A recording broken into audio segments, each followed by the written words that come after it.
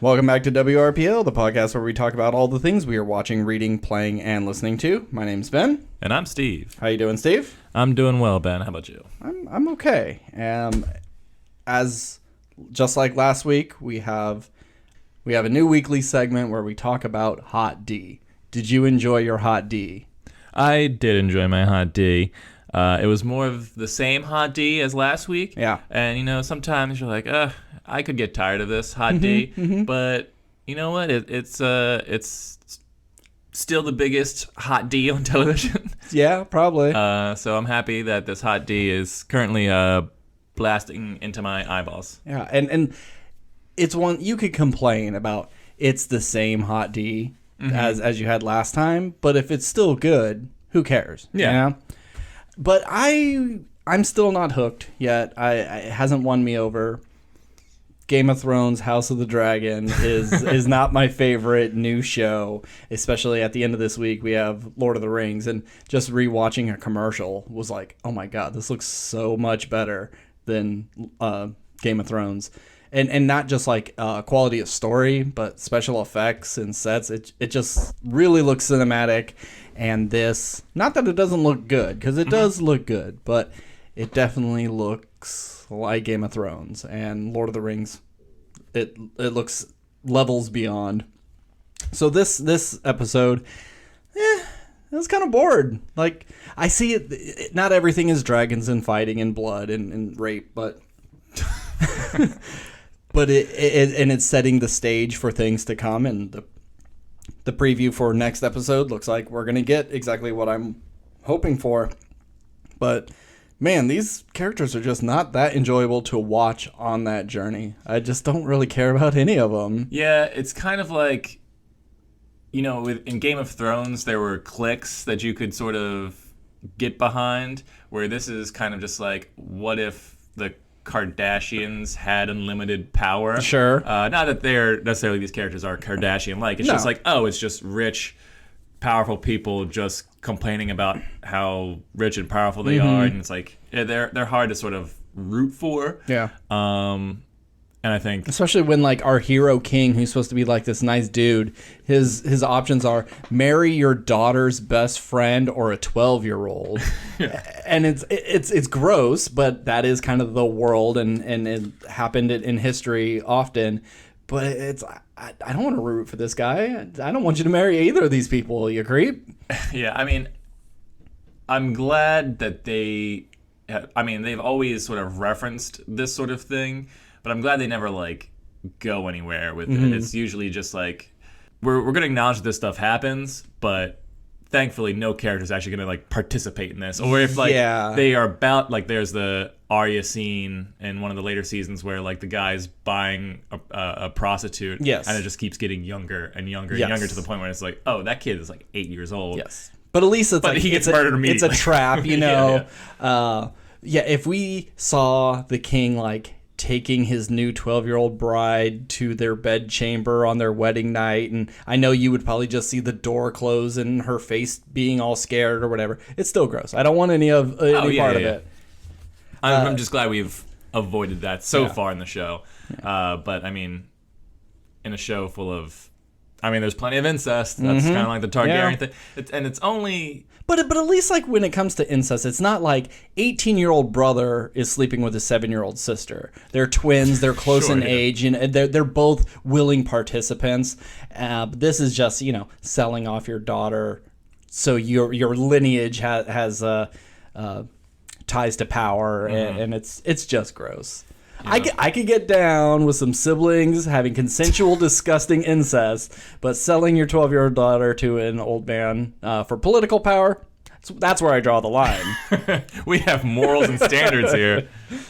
So gross stuff, but once we got some dragon action, not, a little. Yeah. They still look cool. I'm a big fan of dragons, and I really like the sound design for Damon's dragon. That thing came out and made a bunch of sounds. It almost seems like, look, guys, we don't know exactly what sound we want to give this thing. Just throw a bunch in. And horse, hippo. Here's us emptying a jug of water. Whatever you can throw at it. But yeah, it sounds great. The sound design is amazing, and I like both the dragons we've seen so far. Do you remember their names? I'm going to say Hellspawn and Goldilocks. Close. Damn it. Cyrax and... Sector.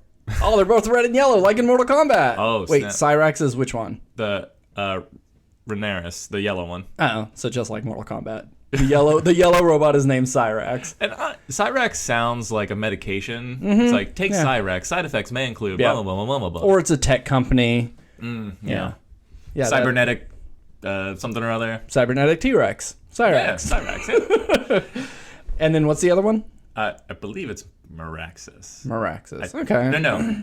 Caraxis. That's what it is. Caraxis. They're like Buraxis. Put an X in there, who cares? Willaxis. I don't know. And then there's Dreamfire. Really? Well, they mentioned in this episode that the egg they took was Dreamfire. Oh, yeah. Spelled with a Y because they're cool. Dreamfire. Cool. Do you think we'll see that one born this season? I don't know. Probably Because not. if the king gets a new wife and has a child, will they use that egg for that child? Will it just get passed, or do you think... Well, they keep it in there. I don't think it necessarily gets born. It's like just keep the egg with the baby so they can kind of like form a bond. Yeah, but it's like this was the baby that died dragon. Now this dragon's null and void, or do we just go to the next one? I think you just go to the next, because I think they would know that this would have happened before in history, I would think. So it's just like, oh, babies die all the time, but We're not going to waste a good egg. We're not going to waste a good dragon egg. Yeah. But man, I just want to see the inside of this dragon pit. Yeah. It's driving me nuts. It's like, it's so big. I just want to see like 14 dragons hanging out. It'll be episode 6. That's when we'll see it. Oh, okay. When the stakes start getting a little high and we got to ramp towards the end, and they're like, we can't suffer another defeat. Release all the dragons. Yeah. Yeah. And then one does that dolphin screech from like Caddyshack. I was hoping to see the Crab Man this one. Like, I kind of forgot that they even mentioned him, but they said it right at the beginning. I was like, ooh, this is the one with the Crab Man. I want to see what's his torturing. I knew it was like feeding the crabs, but in what way? Or you submerged in water just up to your neck and they pick your lower half, or what? But it's like, no, you just get tacked to a piece of wood on the beach and crabs go at you. Little crucifix action kind of thing. And it's like only one hand seems to be down. I think the other hand is free. I would imagine they'd both have to, because you could just kick them away or Yeah, pull I them guess, off. yeah. Like, you'd have to pin them down. God, that guy had his like ankle bone exposed while he was alive. Yeah, just pinching at nerves and stuff. Ugh. Gross. I'm a little disappointed that I didn't see him with the Crabman with pinchers. Yeah, I was expecting either a Davy Jones style large crustacean man, or it would like cut to a rock and there's just a real crab with like a pirate hat on, smoking his little corncob pipe, and all these men are like bowing to it. And he doesn't talk either; he just makes little click click clicks with his claws, and they know exactly what he means. Yep, that's the SNL sketch, or this, some dumb YouTube skit. Yep. You're welcome. If we had money, we'd make that skit. Anything else about this episode you want to talk about? No. I mean, I'm interested in when the time jump is coming, and from the preview of next week, it looks like there's actually a battle, which took 2 whole seasons to get to the Battle of Blackwater. Yeah. The like episode 9 of season 2. Sure. It's like now the show has the money. It's like episode 3. We're throwing dragons in and battles in. It took that. There was no major battles in the first season, huh? Nope. The biggest fight scene was Ned Stark versus Jaime Lannister for like 30 seconds. Yeah. The rest of it was just essentially talking, yeah. if I remember correctly. Yeah, and then when and then Jon Snow fought a White Walker. Sure, and Robert fell off and got like gored by a boar, but all off screen. Huh, okay. Right. Robb went to battle with the Lannisters, but that was all off screen. There was, the big fight of season 1 was Jaime Lannister versus Ned Stark. Wow. Yeah. Well, one thing we could talk about is we actually got an intro credits. Yeah. And I was half right. I did say they were just going to reuse the music, but I said they would use a different instrument to change it up some. Doesn't seem like it. Seems like the exact same thing. Same sort of vibe of traveling around through a 3D world. It wasn't a map. It was almost like a war table, would you say? Kind of a map, but more 3D. Yeah, I mean, I thought I think it was trying to be the king's his miniature board. Yeah. Is it flowing through that thing? I could only assume. Yeah. And blood's dripping through all the things, and it was fine. I mean, the show is based off the book Fire and Blood, so it makes sense, but I don't remember there being like much fire in there at all. Mm-hmm. You would think, I don't know. Yeah. I mean, it was fine. It's fine. Yeah. Yeah.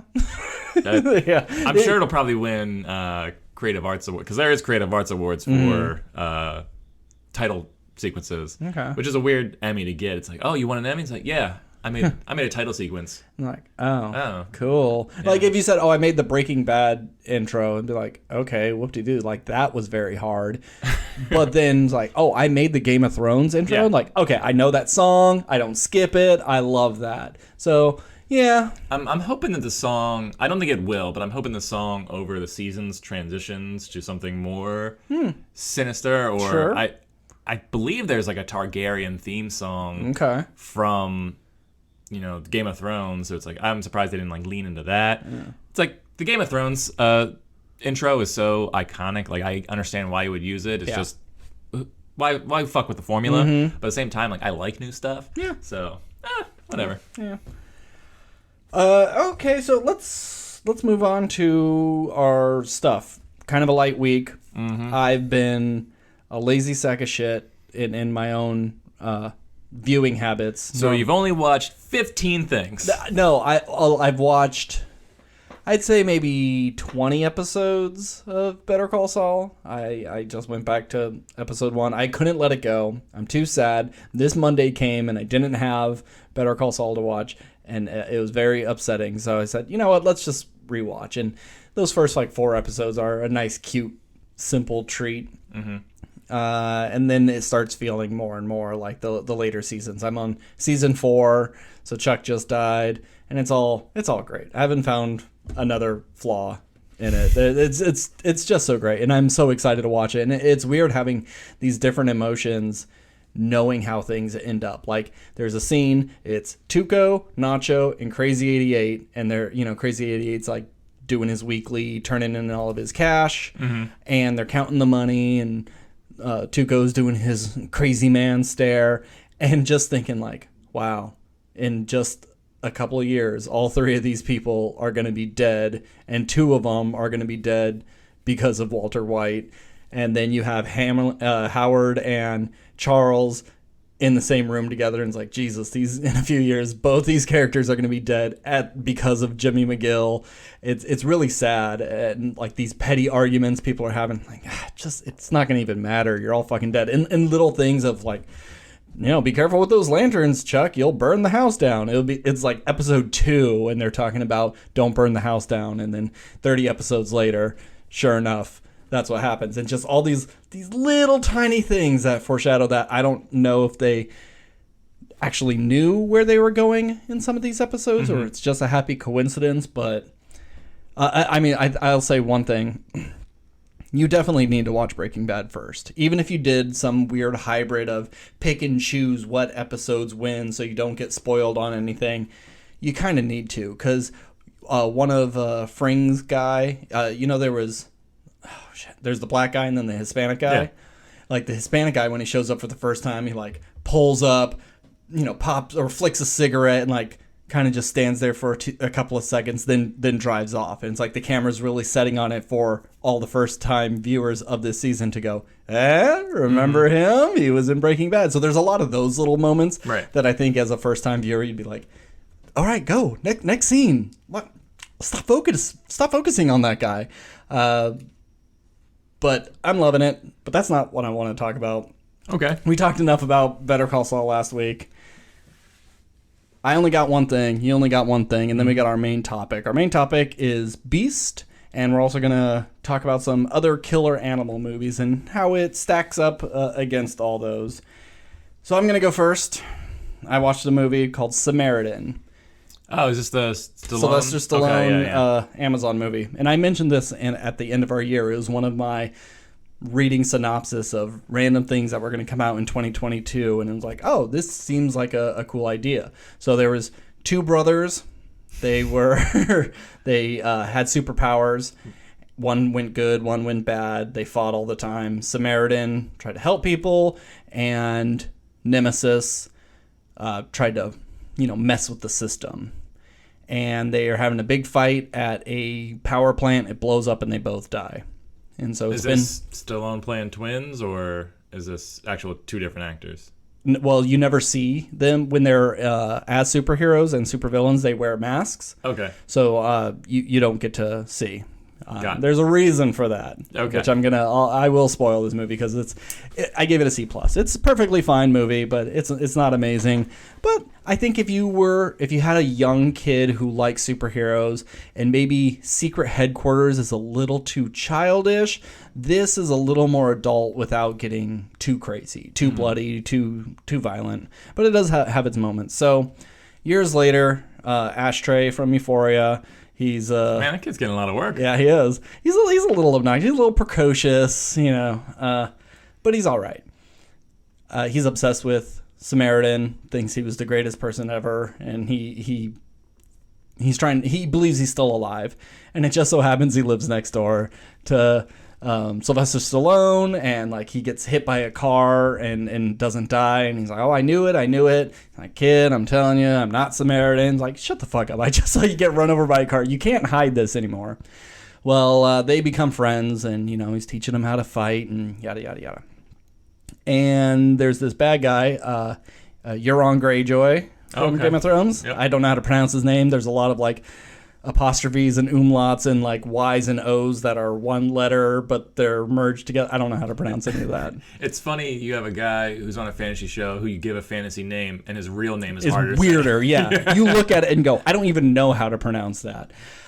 He is a big Nemesis fan, and he wants to kind of revitalize because Nemesis had fans as well, breaking down the system and anarchy. Thanos did nothing wrong. Yeah, that sort of thing. And so Nemesis made this sledgehammer where he put in all of his hate, and it was the only thing that can defeat Nemesis. And it has been said to be lost in the explosion, but he has found it.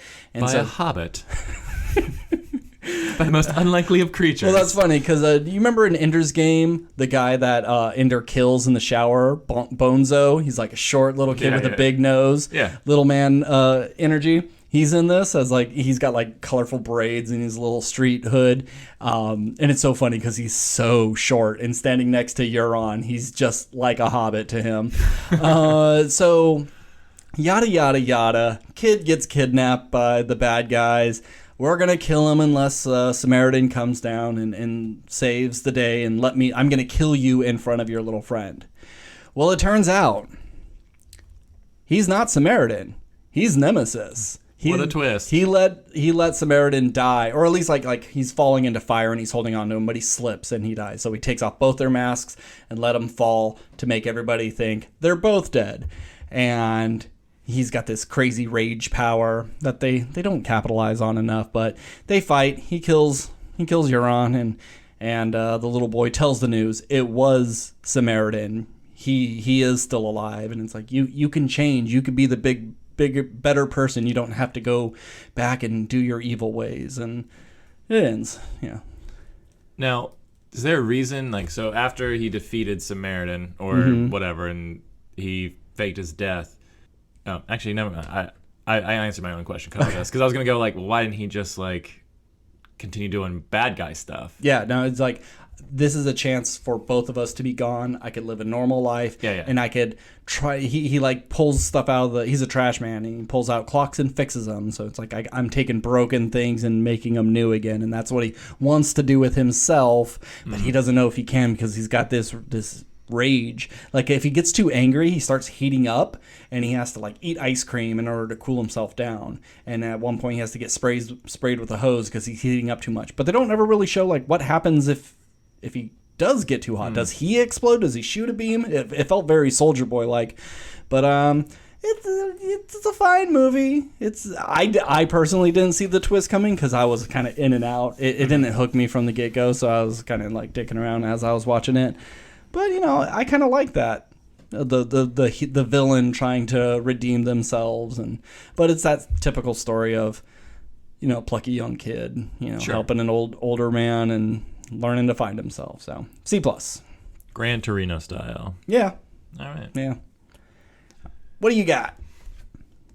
I watched season 2 of Only Murders in the Building. This is something I talked about in one of our previous episodes. Not too long ago. A while back. When season 1, Not a while I didn't back. jump in on season 1 when it first came out. Mm-hmm. I waited till I heard nothing but great things about it, and I'd say it's pretty much on par with season 1. I really enjoyed this season.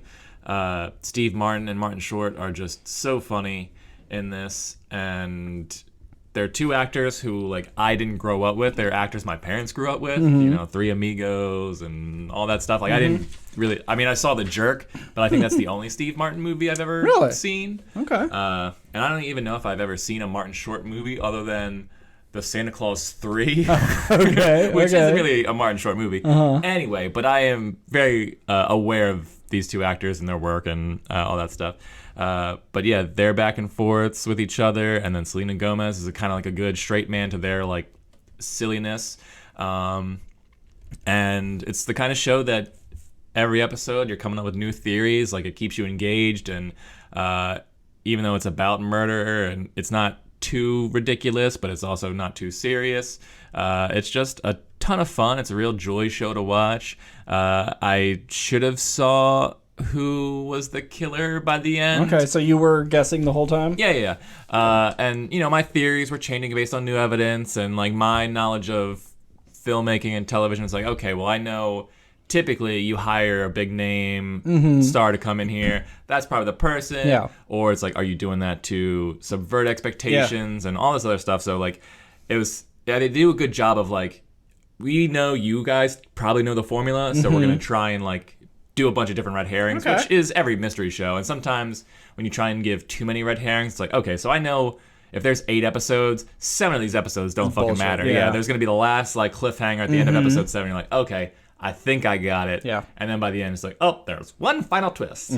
I always love the thing in movies where, a character kind of goes away a bit in the last act, and then you have your final showdowns but if it wasn't you, then who could it be? And someone walks into a room, and it's the person you'd least expect, and you're oh my God, what? But then they keep walking, and someone has a gun to their head, and then it's oh, okay, I get it. Yeah. You gotta have one little fake out. And I won't spoil it for you in Yes, case please don't.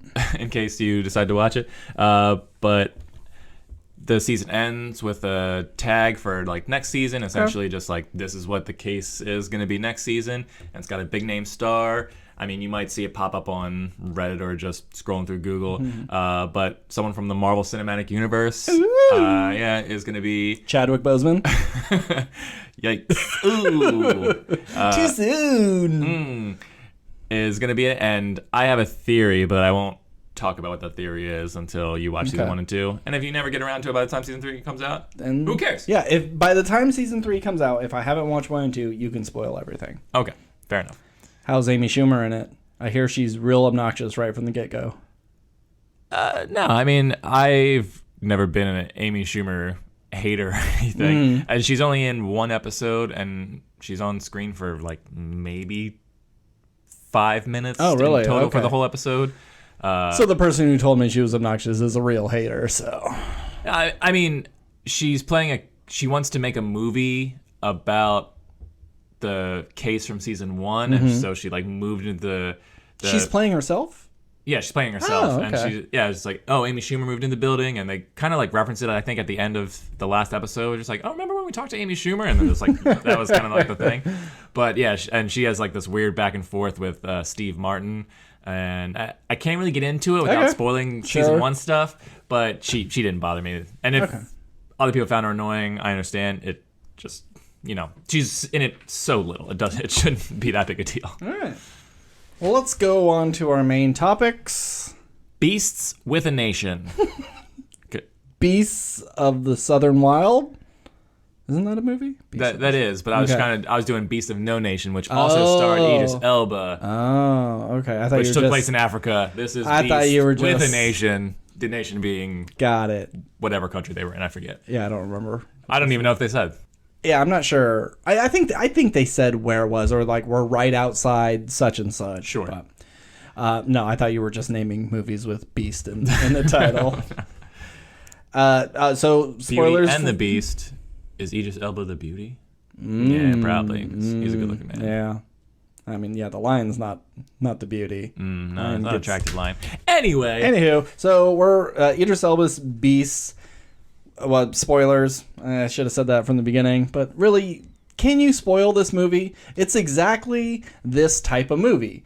Person or people get put in a situation where they have to fend for their lives against some crazed animal, whether the animal's just hell-bent on revenge, it's a mutant from some toxic waste, it's a government experiment, whatever it is.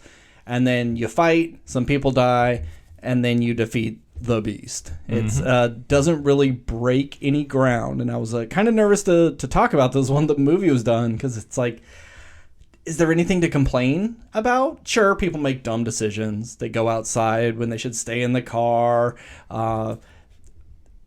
And it crazy situations that people should not be surviving, and like huge gashes, and they don't seem to bleed out. So there's little nitpicky stuff, but that's in a lot of these movies anyways. But I think it was like pretty well shot. It's well acted. The special effects look pretty good in most of the parts. What much is there to say about this? What much? What much? Well, first, I guess we should say what this movie's about in case you... I think I pretty much did. Man versus- and family get stuck in a situation where they have to fight against a crazed lion. The end. Yeah, and then they do. Yeah. But, I mean, there's more to it. So Sure. this family comes to Africa because that's where Idris Elba's character met their mother. The mother was from there. Their mother was from there. He met her in school. Right. And she had recently died of cancer, and so this is a trip to sort of try and show them where their mom's from and sort of reconnect as a family. Because he's been pretty absent. His daughter's... he's kind of checked out of his daughter's lives, even though he's not a shitty dude. He just is he's a busy doctor, and he thought he was going to get back with his estranged wife, and he didn't really handle her death all that well. So there's some animosity, and this is a trip to kind of get everybody back on the same page. And the trip is sort of facilitated by Idris Elba, his old friend of the wife, played by Charlotte Copley, who I haven't seen in something in a while, I feel like. I feel like the last thing I remember him in was Maleficent. Oh, He was yeah. the king. Yep. And that's about it. That was, what was that, 2013, 2014? I'm sure he has plenty of things to do. But You know what? He was in Chappie. He was Chappie. okay, but you never that's saw right. his face. Yeah. Was that after? I think that was... no.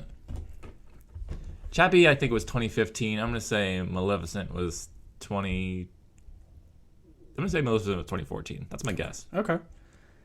I'm probably wrong. Actually, no, because there was Maleficent 2 not too long ago. I'm going to say Maleficent was 2017. Okay. So he has some stuff that he's filming, post-production. Oh, it was 2014. He was in Russian Doll. Got a couple episodes in that. Yeah, a lot of Hardcore Henry was his last thing. That was 2015. Same with Chappie. Okay. And so Maleficent was 2014. And then before that, we had Old Boy, Open Grave. Uh-oh. That's our movie. That's our movie. Europa Report. That was a pretty good. A-Team, District 9. Yeah, he doesn't have a huge... it's kind of funny. He doesn't... he has a couple of credits. Enough. But we know his name just from very specific roles. But then you look at other actors, and they got like 250 things on their IMDb. They're only 30. They've been in the industry since they were 7. And you go, oh, it's a that guy. It's a that girl. But you don't know their name. But I guess when your name's Charles Doe. Wait, what is it? Charles Doe.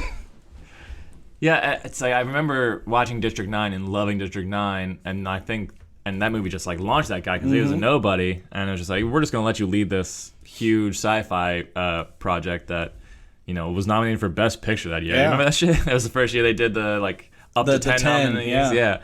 And then he just kind of popped up in all these places, and it was like, but like I can't really tell if like, I mean, he's a totally fine actor, but I don't know if he's any good because his accent's weird. His accent's like, I no think offense. He's good in District 9 because he just feels like an everyman. Yeah. But then when you watch him in Maleficent, like I don't buy you as the king. I didn't really like him in not Eurasia. What's the Elysium? Elysium, yeah. I don't really buy him as a crazy psycho killer. You know what? He was fun in the A-Team. I like him as... he's good what in was that character's name? There's Murdoch, right? Was he Murdoch? There's Face. Murdoch. Ace? Is that one? No. Maybe. No, there wouldn't be Ace and Face. That'd be weird. Ace and Face. Who cares? We're getting off track. Anywho. Yeah, he was Murdoch. Okay. Murdoch. He was fun as Murdoch. But I liked him in this. And I will say, he's always kind of was a goofy looking man. He's a handsome looking dude in this movie. I don't know if you noticed, but I think he's really grown into his face.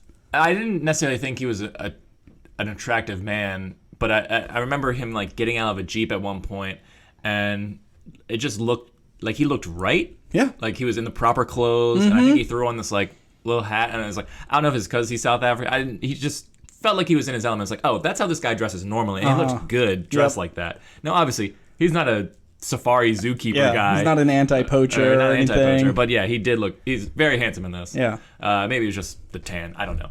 Yeah, the 5 o'clock shadow, the tan. Which is weird when Idris Elba's on screen, and he's often considered the most handsome man on the planet. And he was like, man, Sharlto Copley's looking kind of all right. So good for you, Sharlto Copley. And enough has been said of Idris Elba. We all know it. You're talented, and you're handsome, and you're charming.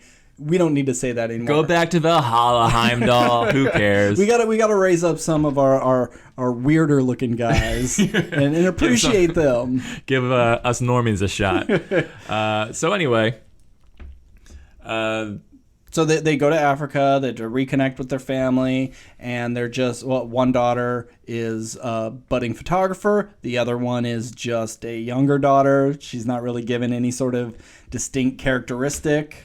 Yeah, and she's not given a ton of lines either, which I think is a good thing, because there's a couple times where the youngest daughter is like doing line delivery, and some of it I can just be like, ooh, this is not the best reading of this. Yeah, didn't take me out of it, but it was perfectly passable. Yeah. I just didn't think, I never really believed she was like totally afraid at a lot of times where she probably should be like terrified, because I'm a grown man, and if there's a rabid lion attacking my Jeep, I'm probably freaking the fuck out. And this kid just, I don't know, I didn't buy it sometimes. And I would say none of the acting really bothered me, but some of the dialogue was really weird. Like, there was a point, Idris Elba's like, I'm gonna leave and I'll be right back. And the daughter's like, what? Like, you left when our mother was dying? Yeah. And I'm like, what the fuck are you talking about, Now's lady? the time to bring this up. Yeah, let's talk about this. Shut up. This is not the same situation. This is bigger than us right now. Your mom wasn't a rabid lion, you know? It's little things like that. That there's a time and place, and I don't see that line ever happening in real life. And it's just like, please don't leave us again. And like, I know I left you when your mother was dying. I'm not going to do it again. Boom. You get the same information across, and it sounds so much better. And it's not so forced. Yeah, I agree. But so there's a sequence in this movie where I was just like, oh, okay, I like this because they're doing something different. And so they go out in their Jeep, and it's like, oh, we're going to show you the local lion pride or whatever. And they go out, and Sharlto Copley, you see all these lions on the rock. It's like 2 males and then like 9 female lions. And a couple of cubs. Yeah, and they go over, and Sharlto Copley, like, the lion comes and is like, oh, God, are they going to, like, what's going to happen? And he's like best friends because he, like, raised these lions, and he's just, like, nuzzling them. And it's like this really cute sequence that I'm glad they didn't, like, cut to a close-up, and he's, like, clearly holding, like, a stuffed animal. Sure. It's like they used the digital stuff, which I think looked pretty decent. It did. Like when it's approaching and it jumps up and grabs him, I was like, ooh. It was dodgy for like a second. But then once they start nuzzling and then he gets the other one, it looks really good. Like he's tussling hair and they're bonking against him. And the body movement of the cats are very realistic. The hair movement was realistic. It looked pretty great. And I like that it's still established that these things are wild animals that will kill you. Because like a female lion kind of like comes over to try and like, maybe I'm going to fuck this dude up. And the male lion's like, all right, chill. Get back. This is my homie. Yeah, he's cool, man. He's cool. I knew him back in the day when I was a kid. Yeah. But then they leave there and then they're going to a nearby village to meet some locals. Because one of the females has a hurt paw. And wanted to get to someone from there to help out or whatever. Yeah. And they get there and then it's just like one long tracking shot through the village for, I think it's like a 3 to 4 minute sequence, something like that. Yeah. Which doesn't sound super long, but in the filmmaking world, the average shot is like 7 seconds long. So it is a long time. And you can see some of the cuts, but just like the fact that they did that, I was like, oh, this movie's trying. That one was pretty good. There's one later when they're in the school and they do the typical thing of like Idris Elba's walking out and turns a corner and then the camera gets a little too close to what's in the background before pivoting in a turn. Yeah. And that was the cut. Sometimes you have these movies that do the exact same thing, but it's seamless. And other times you can, I don't know what it is, if it's just they spliced it weird, or they're like, all right, it's just easy to do it this way. I don't know what it is, but I'd really like to know how they do that and like why some movies can do it so effortlessly and some are just like, oh, it's right there. It depends on your editors and special effects teams and your cameraman, because if you don't get it well in the shot initially, it's not gonna. You could only do so much in post, but yeah. So we get to the village and they're all dead. Yeah.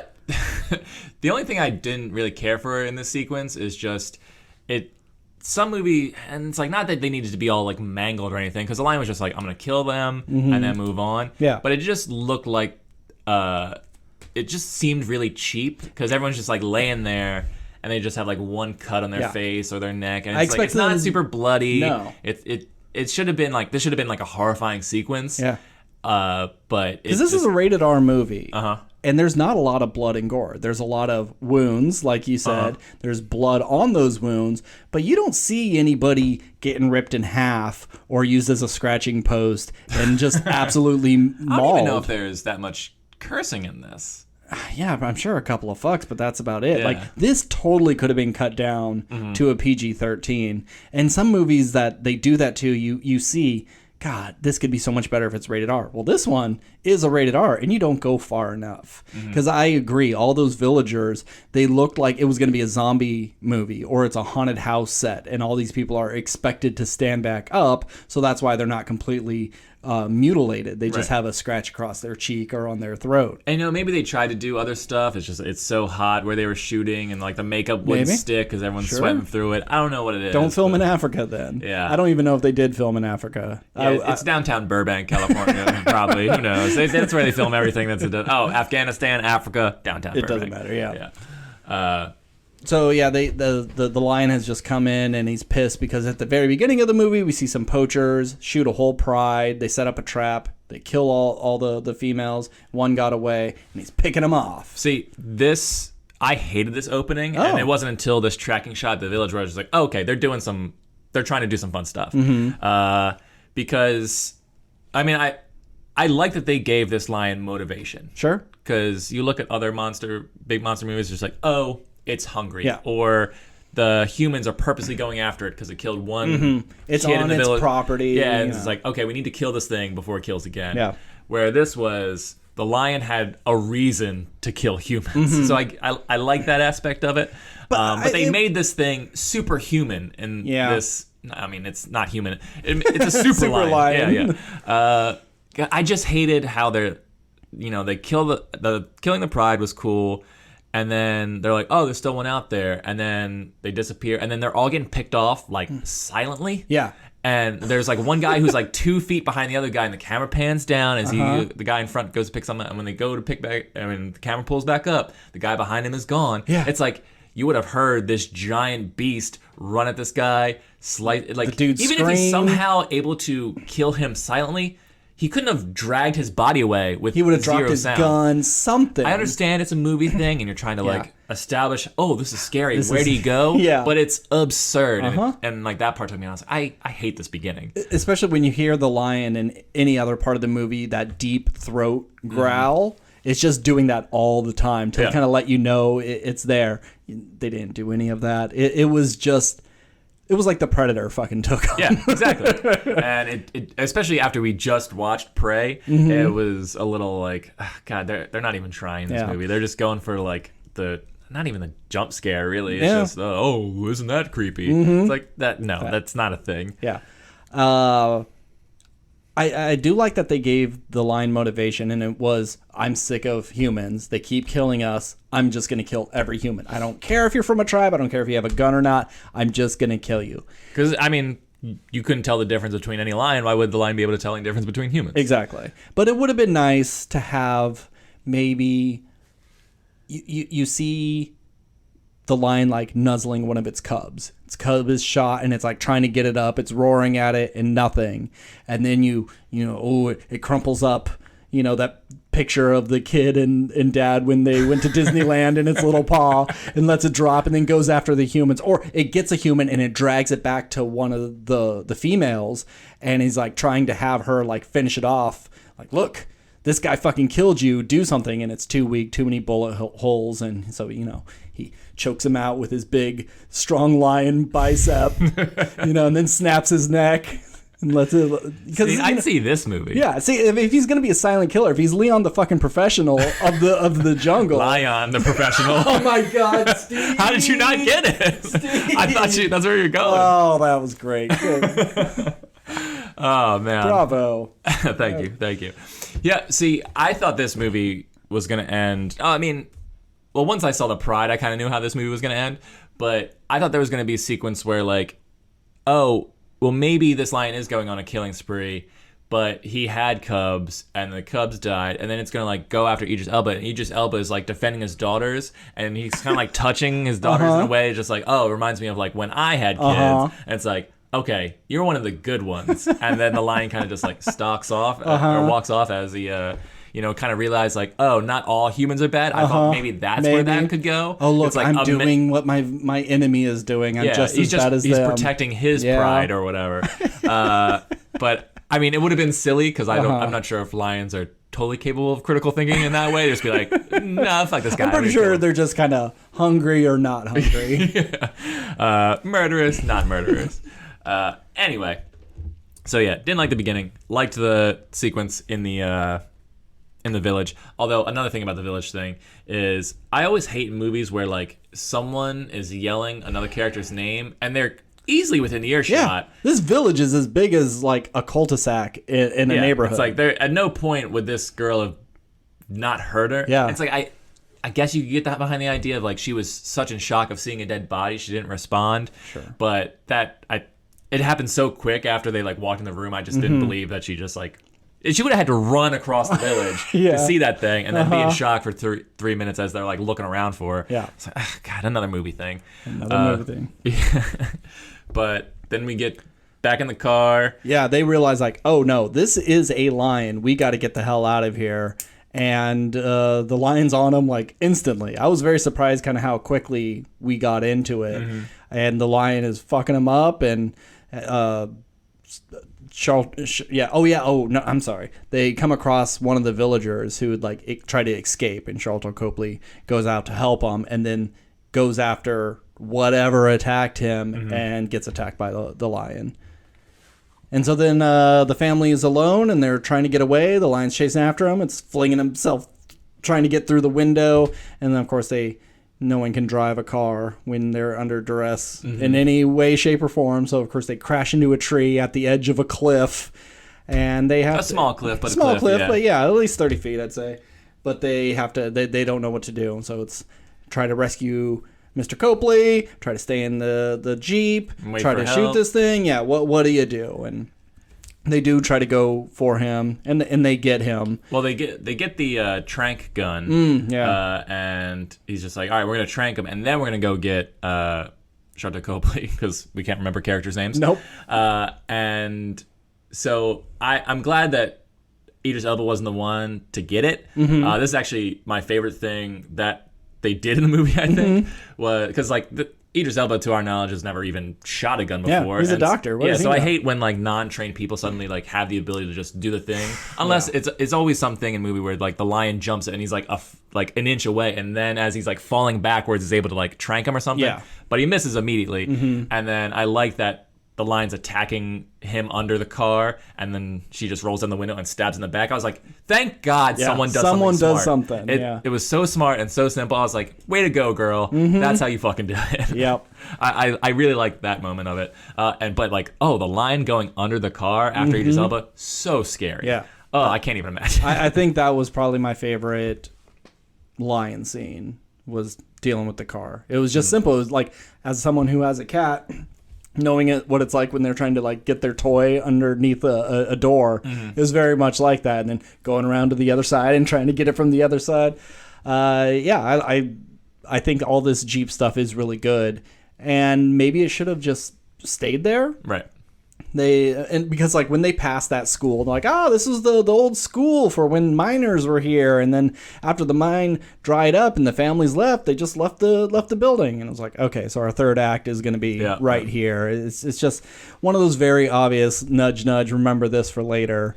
And I have another problem with the school, but we'll get to that. Okay. So anyway, lion falls asleep. They get Sharlto Copley, which the lion was using as bait to try and lure them out, which I kind of like that concept, but that never really went anywhere. No. And you never had the lion do like smart stuff later. Yeah. Really. But they get him back, they patch him up, he's bleeding out, they need to like get running out of water and medical kits, and nighttime comes and they fall asleep in the car. And I'm okay with that because most of the car is still like intact. But there's a window that is smashed to where the lion can reach in. And Idris Elba lets his daughter sleep at that window. Like, why is anyone sleeping by the window? The lion has to come in and just pull her out. It drove me nuts. I was like, what are you doing? Like, how can you put her there? There's enough room in the back that everybody can pile up. You know, no one has to be sitting in the front seat. seat. Will it be uncomfortable, or could like the kids and Sharlto Copley like snuggle together at the back, and then Idris Elba just I'll go at the front. Yeah, I'll sit in the passenger seat. But no, I'm just like, all right, oldest daughter, you sit there, and hopefully the lion doesn't get hungry in the middle of the night when, lions hunt. But yeah, that bothered me. And then, of course, we have a dream sequence that, So I didn't get what the whole... It felt like, we're trying to do like a African connection, the whatever the plane is from Wakanda. The ancestral plane kind of thing, which is like, but... I think, but what was the point of that? Yeah. It didn't add anything. It almost to the movie. seemed like your wife was this royalty, and you let her die in some foreign land or something. But that's not it. So what was the point besides? And we never met her in the movie. We never had a flashback sequence, so we have no connection to her. So when he like sees her in the dream, it's like, okay, I guess, but, sure. But in his dream, once again, we sort of have a fun sort of camera moving around and, in the van and all that stuff, and like shifting views. They did some cool stuff in that sequence, but it had my favorite, jump scare in the movie, which is he turns on the headlights of the car and he sees his daughter, and then instantly you just see the lion like just grab them. I thought that was a really cool, effective shot. Yeah. I really enjoyed that one quite a bit. So then poachers show up, and they're like, okay, fine, we'll take you back. But they see Sharlto Copley, and like, he's one of the bad guys. He's an anti-poacher. Anti-poachers are the good guys. Anti-poachers are good guys. Yes. He's a guy who kills poachers. He doesn't ever admit it. Yeah. But they bring it up, and he probably does. Yeah. He helps animals first, but he totally kills people. And the lion just comes and fucks them all up. Yeah, Predator style comes in. He's just like jumping out of the shadows, and they're like firing machine guns and like lighting up the woods. Yep, not hitting the thing at all. But then they have to go and like find the body that has the keys to the right truck because they took the keys with them. And one of my like least favorite things happens. He gets in the water at night in Africa. Any body of water in Africa, anywhere, is dangerous. It probably has something that wants to fuck you up in it because there's not a lot of water, so everything kind of migrates to the water, and there are crocodiles in Africa. It would have been different if you didn't establish there were other animals in the water, but as he's walking down, he's like, you see an alligator like swim away, or maybe it was a shark, whatever. We've established there's shit in this water, and it never comes back. I thought there was going to be a sequence like, where he's about to like get bit by the crocodile, but the lion comes out, or like the crocodile, something. He's backing up and he has to jump, and the lion jumps in the water, but then there's a crocodile there, and then the lion fights the crocodile. It gives him time to escape. Something. Or like he's sitting there, the lion's super close to the water, and a crocodile is like, his head kind of goes back. Like maybe the crocodile doesn't like try and get him because maybe the crocodile's just not hungry at the time. Sure. But nothing ever came of that. Yeah. Because there's a part where he's hiding in a tree and a snake is like going to attack him, and he grabs it and drops it on the lion and like, oh, that's great. Maybe a lion could get bit by this black mamba and it will die, but nope, just drops it and slides right off. Which I would have liked it better if it like got on his hand and he just kind of like moved gently and the snake fell off versus I'm going to catch it by the throat. As it's trying, like some crocodile hunter stuff. Or like Jean-Claude Van Damme. Like that's what Jean-Claude Van Damme would do. I mean, Idris Elba should have just like taken and bit off the head and whatever. I don't know. Something. I thought that part was a little silly, but I get it. Fine. Everything in Africa is scary. Don't go there. For sure. Do not go there. Giant killer spiders and snakes and Australia, avoid that one too. Yeah. Pretty much my rule of thumb is if it's below the equator, just don't go to it. Everything below the equator is like hot and scary and big animals, and everything above the equator is generally like the fuzzier and cuter animals. So, or it's so cold, they're all dead. So all the, I guess, are they warm-blooded or cold-blooded creatures can't like the lizards and stuff. Yeah, lizards can't go where it's cold. So yes, right? Sure. I don't know science. Yes, lizards are not in the cold. Yeah. So go visit Canada. You may have some snakes in the summer, but you're probably more likely to run into deer or woodchuck or beaver. Oh, you have to deal with bears. Bears are probably not going to bother you. Yeah. Okay. Mountain lions might be a problem. So now here, I'm going to put movie talk on for a hold. I'm going to put a hold on movie talk for a second. Okay. When I was living in Vegas, there was the big debate against all of the staff at the theater I worked at. You're in a gladiatorial arena. Okay. And I'm sure I've asked you this before. Probably. You get a sword and a shield. You either have to fight a lion or a bear. Who are you going to fight?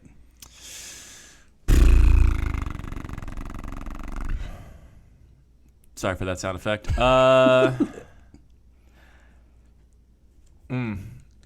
Like, I would imagine... we're talking grizzly, I assume. Yeah. Yeah. Grizzlies, it's like... Knowing what you know about animals, like, male lions aren't particularly the hunter. They're just like... Sure, but they can still fuck you up. But they can still fuck you up, yeah. And if you put them in an arena and you're just like... And you kind of train them to fight, like, they'll get the picture. So I guess that kind of... Yeah, a lion with, like, taekwondo skills is super hard to defeat. He did the crane kick. It was amazing. Bears are sumo wrestlers. Yeah, sure. They do a lot of judo. Like, I would think bears are stronger, but I feel like they'd be slower, and you'd have more room to hit it. Yeah, they have more mass. They have more mass, so I think I would go bear, because not only you're dealing with strength and ferocity of a lion, they also have speed. Bears are pretty fast, too. No, I know they are, but, like, I feel like if you could just block one paw or like get the shield under the paw, it would leave room for the sword, where the lion I feel like would just be clawing as fast as possible. It's going to get off on all fours and land on you, whereas the bear is going to be on its hind legs. Yeah.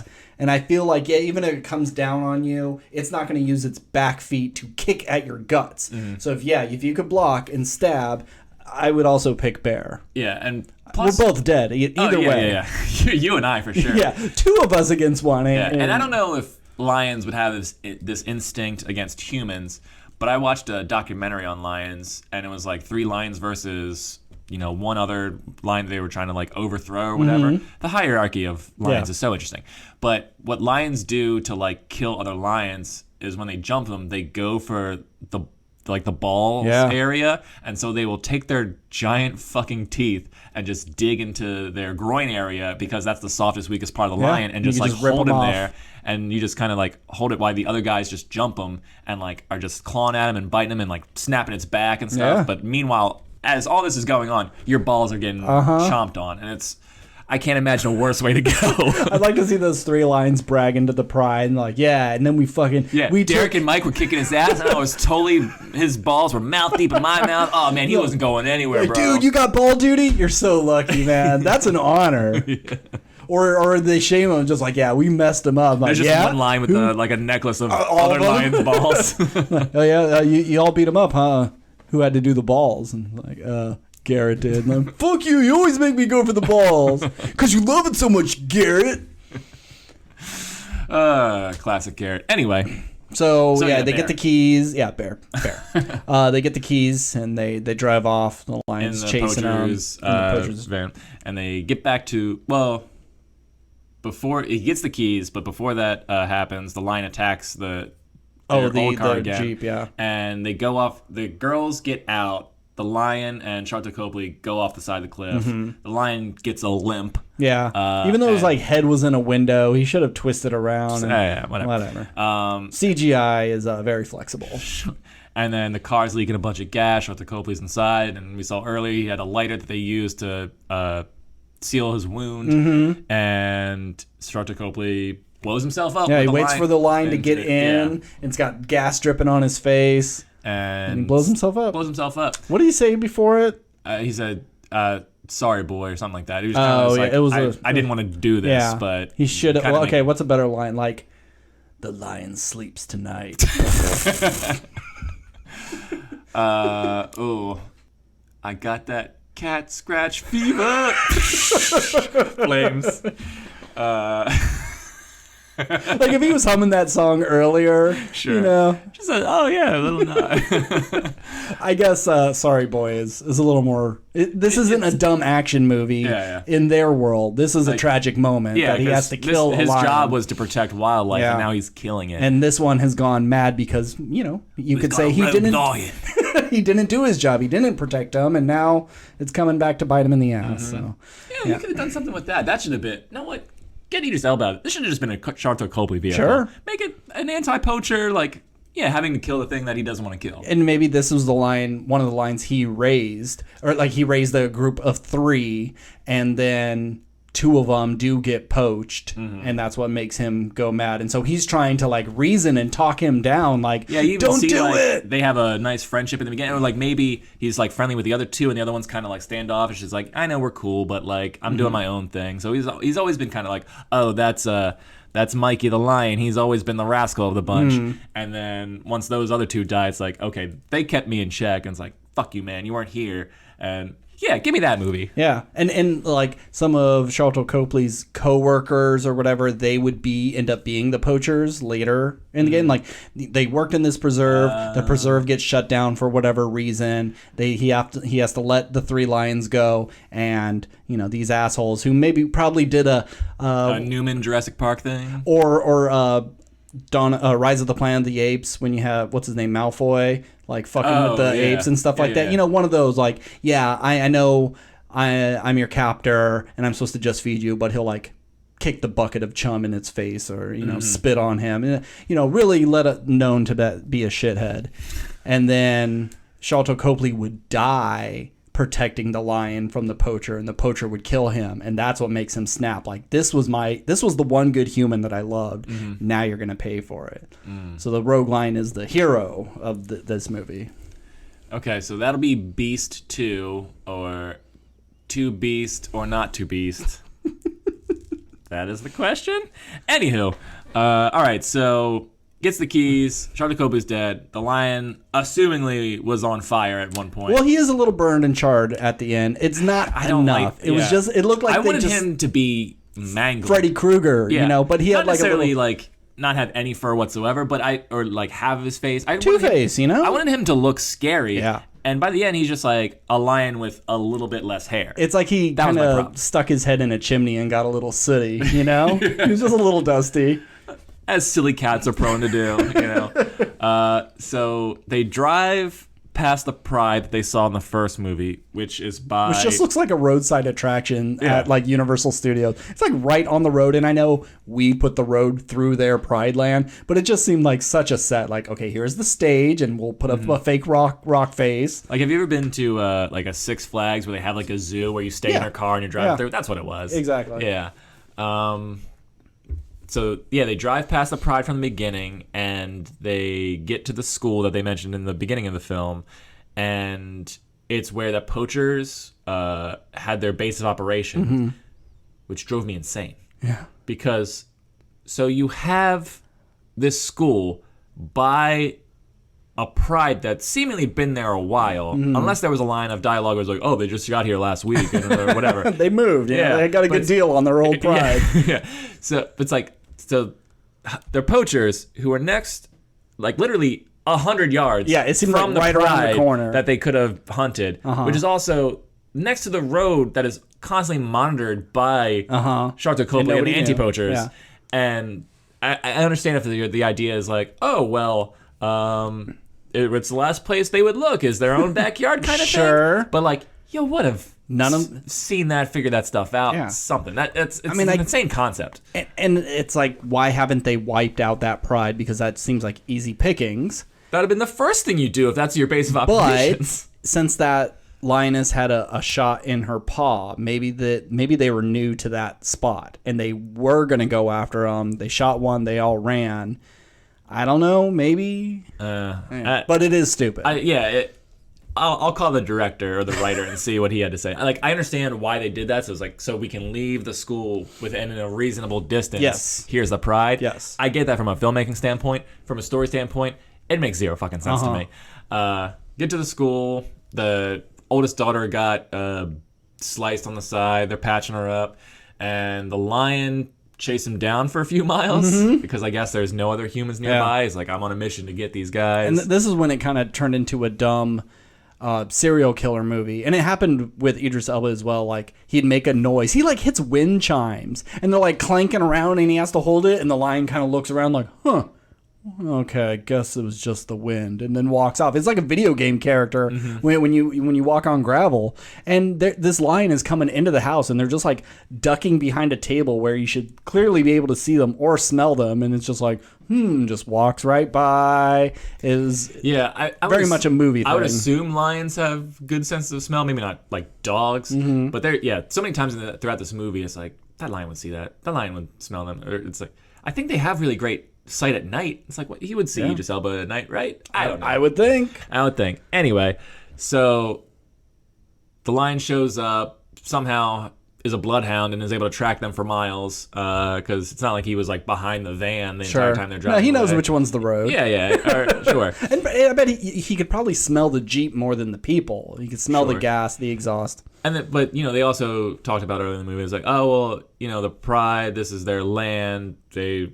wouldn't want other people coming in their spot, which would be that lion who, like, did the lion take a back road to avoid that Pride? Or because it seemed like there was only one way to get to that school, so he would have walked by that Pride. He went up and over the mountain. Up and over the mountain. Okay. It was a shortcut. It was just a more difficult climb. It was the only way for, like, lions could climb it, but not humans. No. Because there's no road there. Sure. Whatever. I mean, we'll say that. We're nitpicking at this point anyway. And so Idris Elba's like, I got a plan. And he locks his daughters in the place so the lion doesn't get to him. He's like, follow me. Yeah. And then the lion, who I would think can run faster than... He had a bum leg. Remember, he fell off the cliff. He had a bum leg. You got me there. So the lion goes after him and then cuts from the inside of the school to half a mile away. And the lion is not caught up to Idris Elba at this point, but it's getting close. And then it's man versus beast in front of, like, the audience of the other Pride. And this almost seemed comical, not in the sense like it's a funny scene, but I just like the idea of these guys going like, let's see how this plays out. Just like, oh, this will be good. Okay, I got just winner. Like popping popcorn, watching this. I got next. This human fighting this lion. And if it was some sort of established thing where like those lions that Sharkto Copley interacted with in the beginning, like, kind of had a moment with Idris Elba. It's like, come on, Idris Elba, Let come me over and like have you smell them. Yeah, pet them. Let them smell you. Something. I could have like gotten this, but I actually really liked this fight sequence because most man versus beast sequence like this would have been like a bunch of cuts and close-ups, so you don't get a look at the because they're not face. using a full CG line. They're using a puppet head. You see him like stabbing a puppet head, or like the lion will come down and he'll like use his arm to block, and he's just like stabbing away at something, and you could have done a whole bunch of stuff. But this was like fucking brutal. I really liked this part of just like him just really getting at him, and it never cuts away. I thought it was fun. Yes, I like how it was shot, but I don't like the actions of the lion. He never bites down on the back of his head. Cats are very big on like grabbing something and using their back feet to kick, to like disembowel something. He never does anything like that. It was more like he was fighting a person, and every bite was just a punch. Yeah. He was never ripping into him. He was never throwing him around by his arm. Like, Idris Elba should have lost a hand or some fingers. And it's like, we know he's taking hits, but they don't seem that bad. He gets really fucked up by the end. Like, lose an eye, something. There needs to be a bit more. My biggest problem with the fight scene, I mean, I liked it enough to where I was like, I can kind of forgive it because I think it's just a fun, well-shot sequence. My big problem is we've seen this lion like insta-kill 20 dudes in this movie at this point, and it can't do it for Idris Elba. Guys with guns shooting right at it and takes him out. Instant kill, but doesn't do it with Idris Elba. It's just like, all right, kid, let's see what you got. And they just do like a Rocky Ivan Drago thing. Where it's like, we're just going to exchange blows. You're going to scratch me a bunch. I'm going to stab you a couple times. I wanted him to punch the lion, and the lion would take the hit and look at him and spit out a tooth and then go back at it. Just typical fight stuff. But the worst thing. Okay. So they're fighting, and then the other two male lions of the pride go, "What are you doing on our land? Get out of here!" And they start fighting with him. And then, there's another Sharlto Copley's co-worker. We forgot to introduce him. Who you hear off screen. Bungie? Bungie, yeah. Yeah, okay. I think, Bungie. Let's go with Bungie. Bungie. And so then Bungie shows up and saves Idris Elba, and then we never go back to the fight. We don't see these lions kill this lion. We see them take him down. We see them claw at each other. But one of them should have had its mouth on its head and it's roaring, and the other one should have had its mouth in its guts and just really dick off. Rip into it. Yes, or ripping its balls off. And then they're pulling it towards the pride, and you see the little kittens come down and they start feeding. But we don't even see it die. This is the villain of the movie, and it dies off screen. Or are humans the real villain of this movie? Yes, of course. But we get to see them die. Yeah. I was surprised there wasn't some sort of like Godzilla pull the mouth open and breathe the flame, like something like just how vicious these things were, or like the lion, the male lions kind of like fuck him up a little bit or something, or kind of put him in his place, and then like Idris Elba's looking over, it's like, well, it's the females that hunt, and then like all 9 females or something just like jumping, just like shredding to pieces or something. I don't know. Normally in these movies he would have been backed up to a cliff edge, and he's getting on top of a boulder, and then it jumps and he's able to like stab it and pin it to something, and then the boulder goes off and takes the lion with him, and he's able to hold on to a shrub and gets pulled up. It'd be something like that. And so I like that this was just kind of a dirty fight out in the open. But I needed to see it come to an end. Right. Even if it was just like one really good bite on the neck, the bad beast roars and then goes a little limp. Something. It didn't have to be the most grotesque thing, but come on, you barely gave us any gore through the whole movie. This is where you really go out. Fuck this lion, ripped him apart. And if you didn't kill him on screen, I'm surprised there wasn't like a moment in at the end of The Gray, like after the credits roll. After the credits roll, you just see like a lion breathing slowly or whatever. It's like and he's just like laying on the ground. It's like, oh, is he dead? Is he not? And then he comes back in the sequel, and he's even more scarred and burned and messed up than last time. Yep. But I mean, I'm glad they didn't do that. But the fact that you never saw the lion actually die is kind of surprising. Yeah, he goes and finds some like old baboon who uses like crocodile skin to like patch his wounds and heals him and teaches him martial arts and how to get back at it. And then he's like part lion, part crocodile. Yeah.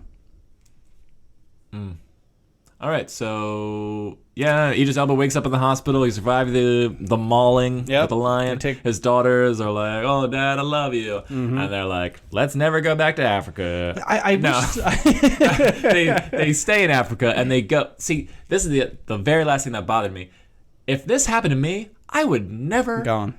Yeah, I wouldn't get out and go like, "Oh, we got to go back to that tree your mom took a photo of." Yeah. Like, it was cute and nice. I get that, but it's like if Straight I to was the airport. mauled by a rogue lion. And then after I like get healed, it's like, hey, we're gonna go back out there. It's like, no, you're not. That's okay. It's like, I understand he was like an outlier, and maybe if you had like armed guards with me, but still, like the whole time, I'd be going through PTSD of dealing with like a lion attack. Yeah. And just out there by themselves, no protection. Like, I would have carried an AK-47 with me in that photo or something. Nope. No.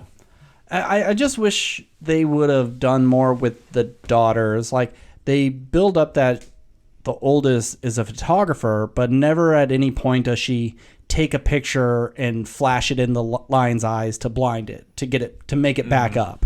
Or we're stuck in the dark, I don't know which way to go, and she's taking pictures and the flasher going off. Oh, we got to go this way. And then boom, takes another one and you see the lion just with its head poking through the grass. They don't utilize that. And then the youngest daughter doesn't have anything. To do. There's nothing about her as a character except she's the younger one. Okay, normally you would do the Lost World Jurassic Park. Oh, I'm in gymnastics, and she's able to use those skills to swing and kick the lion off a cliff. Something. Yeah. You really didn't need her in this movie. Yeah, it could have just been a father and his one daughter. Yeah. Especially if you're not going to kill any of them. Right. Or like even if it was a part where like the whole movie, you have it's a classic trope of just like the dad's just like, stay in the car, don't do anything, I got this, I'll protect you. And it's like, I'm an adult, I can help you. And it's like, no, you're gonna get yourself killed. Like, and you have that back and forth, and and it's like, it's actually her who saves him in the end, because she sets up the trap of, she sets a timer on the thing, and the thing goes off. The lion looks over there, and when the lion's distracted, Idris Elba like jumps down with a spear and like stabs him in the back, like something like she's the one who like comes up with some sort of trick on the lion. Something. Nothing of that. No. Ilk. Yeah, and and I think Idris Elba in these movies, he's normally a worse father. Like, he still loved his daughters. He was still in their lives. He just kind of like fucked up with the divorce and the death. This seems like it would be, he has left the mother years ago, only met his kid up until it was 6, and then was out of her life. And then she sees them like 1 week a year because she got primary custody. Yeah. And it's like, oh, your mom's died. You have to live with me, and now I have to like find out how to be a dad again. And he has to come to Africa to get his kid because the mom is being buried there. Sure. And so he's there. He's completely out of place. The daughter's very used to coming to Africa. And now it's like, I have to take you back where I'm at. She's fighting with him. This is my home, and you abandon us. Why do I need to go to you? And then now he's in this situation where he has to really step up and save his daughter. But for him, there's not a lot of growth for him, because it's like, I love my daughters, and I will do anything for them. And now I'm put in a situation where I have to do anything, and so I do. And he doesn't grow. His biggest flaw is that he doesn't really connect with him all that much, but I mean, I guess he does now that they've gone through this shared traumatic experience, but it doesn't seem like he grows as a person. Mm-hmm. So this movie is pretty bare bones by the book and can be reworked to either really capitalize on cliches we've seen before and either go silly with them or do them in a more grounded way, or you take this and try to be a little more original with it, because it really is lion attacks family, and that's it. Yeah. Like we said earlier, where it's like, oh, what if, the whole movie took place in this Jeep, or if you just had some vehicle that like had different functions, and it's like you had to come up with clever ways. It was like an RV. Something a little bigger that you can use in multiple ways. Yeah. And I mean, because there was camera work in this movie. Yeah. Like, they tried things, and like the dream sequence was fun. Like, I think you could have made a really interesting, like, would it still been kind of by the numbers? Maybe, but if you shot it like that, the whole film, I think you could have done some really cool stuff with this, and it just never materialized. Yeah. Like, it was better than I expected, but it was also exactly what I thought it was going to be. and that's the problem. Concur. So I think it's gonna be a C- for me. Okay. So I felt like it does everything that it set out to do perfectly fine, and there was no glaring flaws that made me angry at the movie. So it gets a C+ for me. When it comes to smash and pass, I'd probably say pass. Pass, yeah.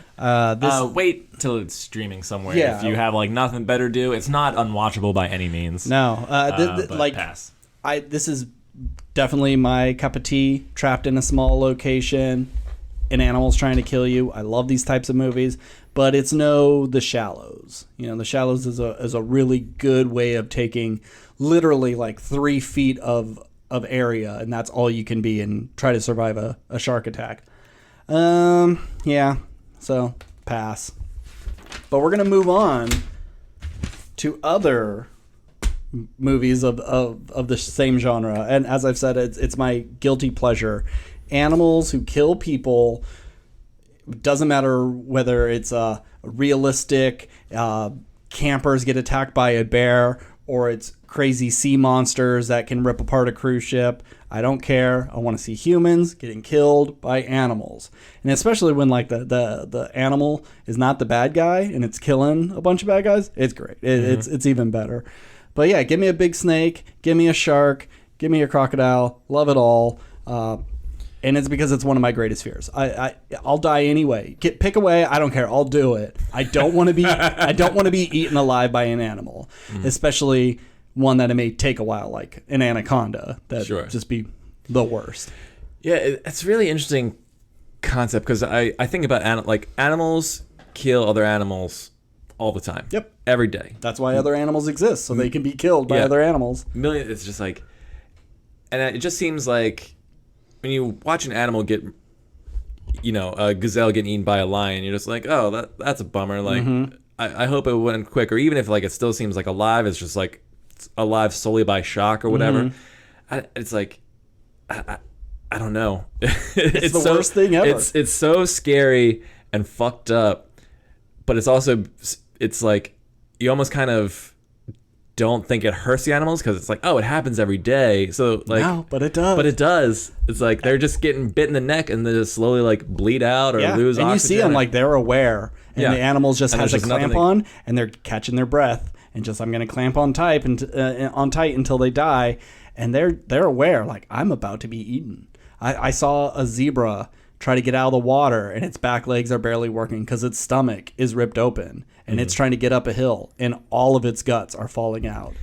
Yeah, I mean, maybe there is an element of like, if you're getting tore up by a lion or a wolf or a bear or something, like the shock does kick in. So maybe there's an element of like, at a certain point you don't feel it. It's like, you're dying, but like your natural body instinct takes over, and just like you're just in a totally different place, and so like it doesn't even register to you.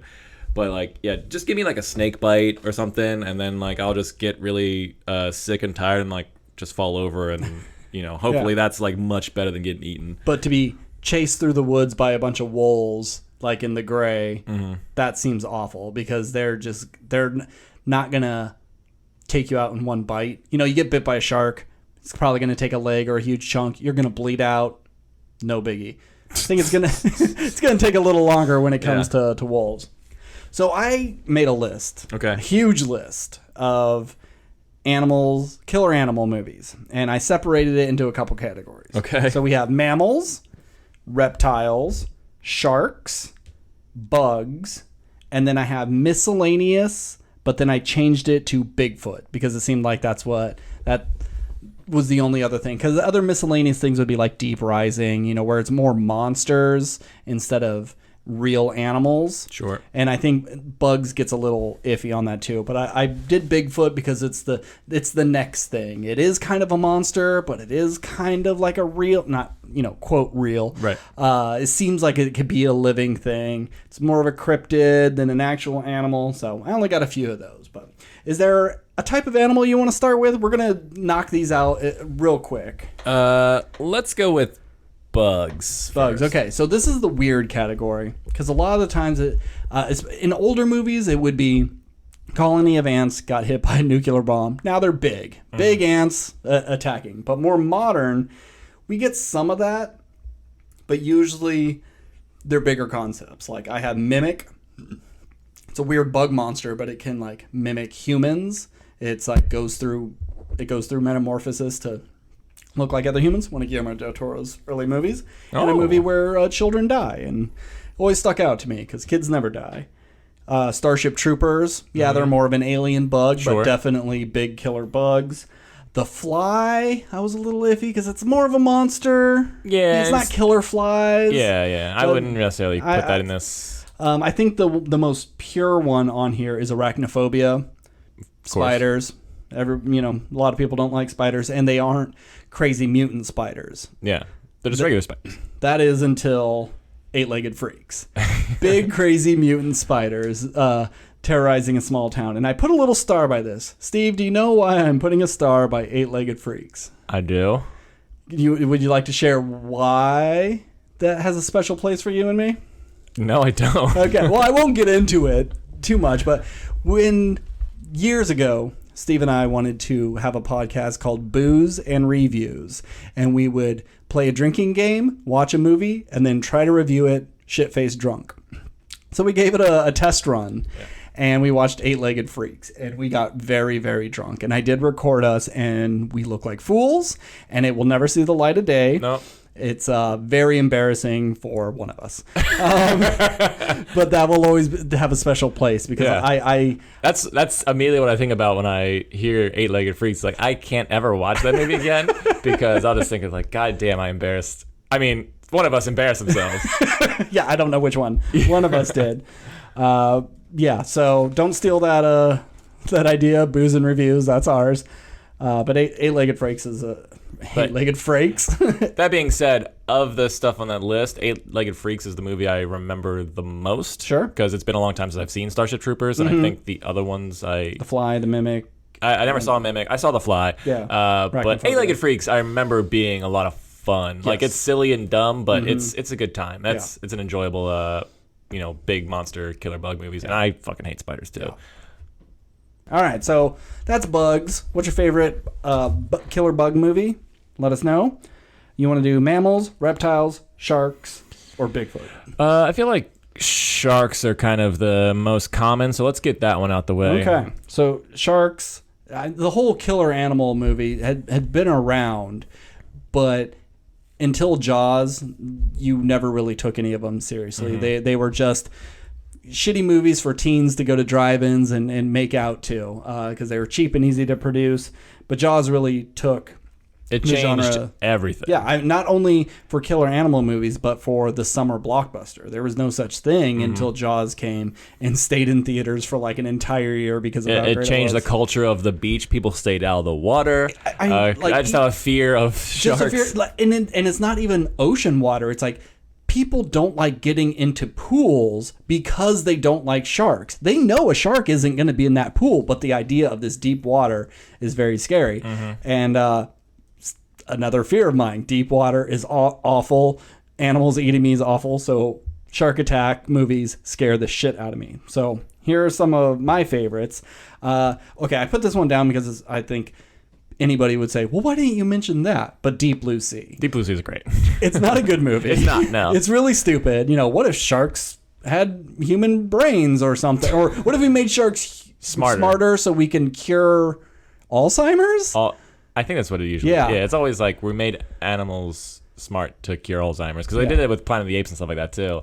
And it's ridiculous. Yeah, it doesn't matter. And there's it was on TV not too long ago, and there's some really good practical shark effects. Like it looks like real sharks attacking LL Cool J in an oven. And it's pretty surprising that like the lead lady gets killed right at the end, and the black guy survives. That just doesn't happen all that often. So there's pros to it, but I don't love Deep Blue Sea. Iconic Samuel Jackson death too. Oh yeah, terrible special effects, but whoever would have thought Samuel Jackson would die at that moment? The Shallows that I mentioned, Blake Lively stuck on a rock, very close to the shore, but a crazy great white.